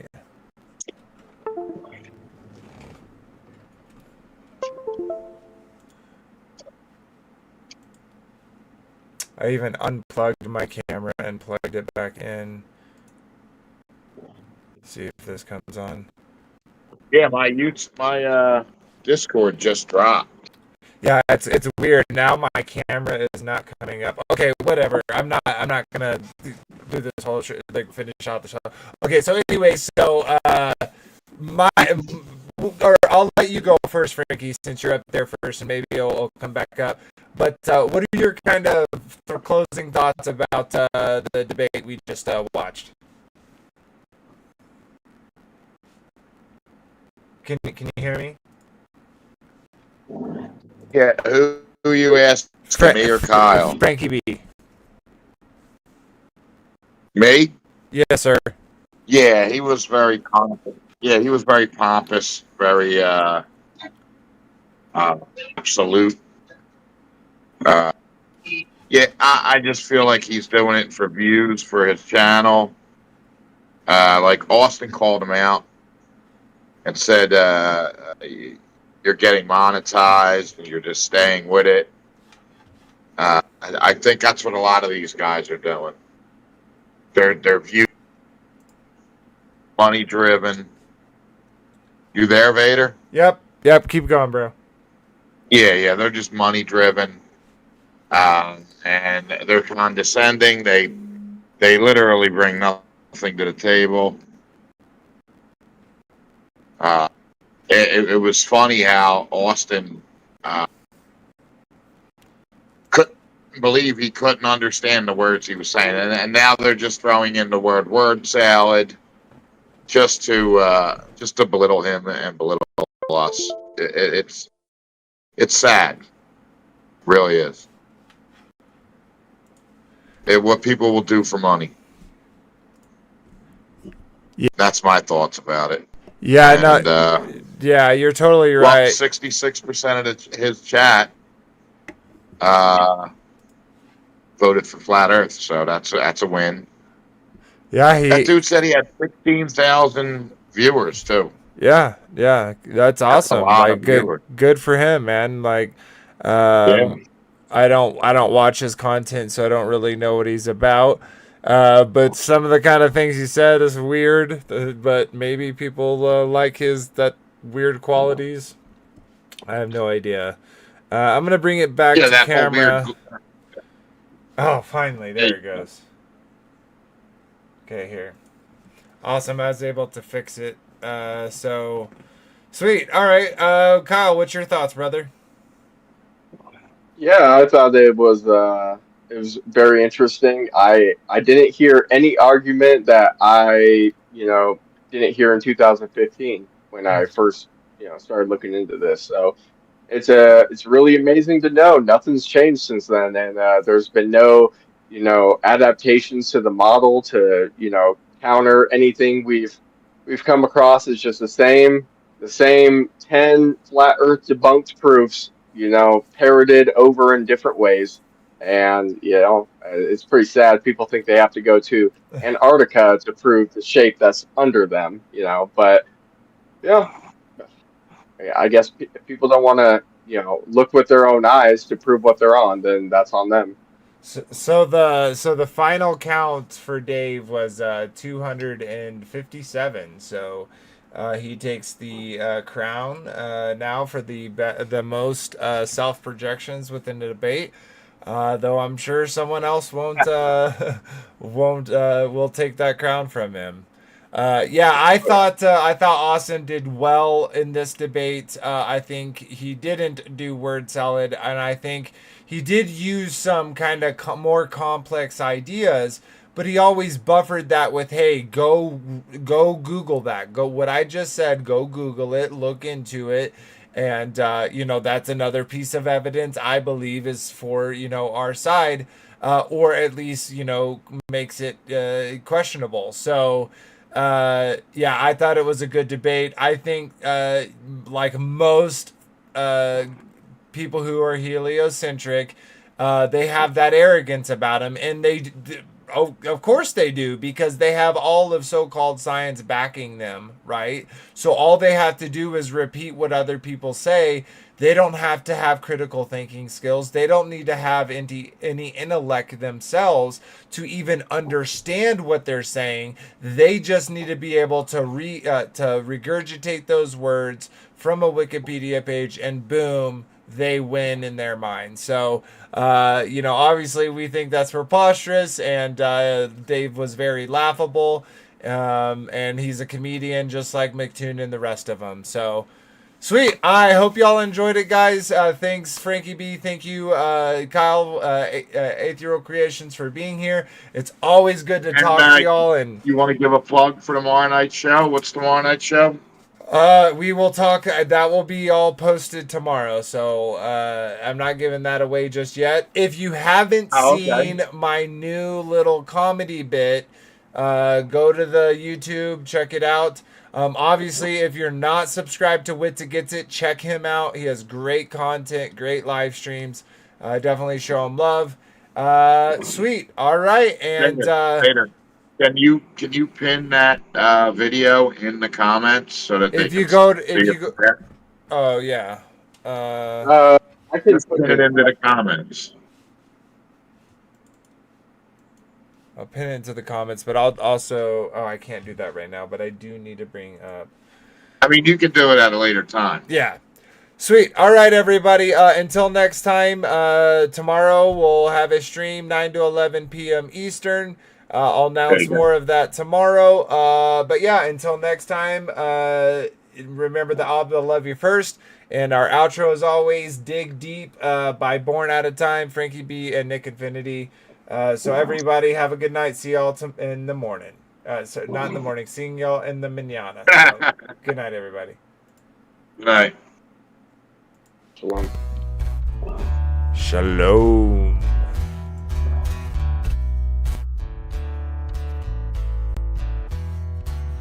It's your glory, conceal the mystery. You give us the honor to search a matter. You raise up a standard to beat back our enemy. You establish this realm, and like a scroll you spread it out.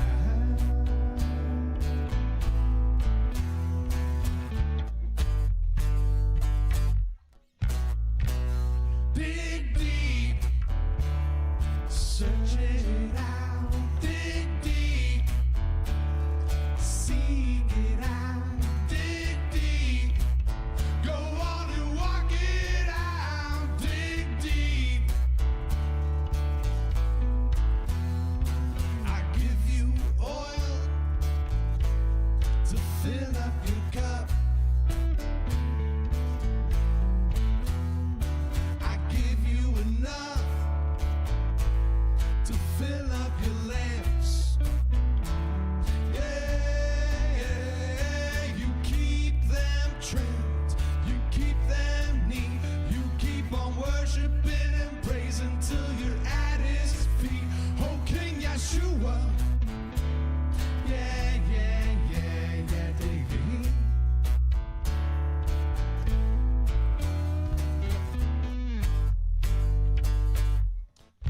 Yeah, dig deep. Search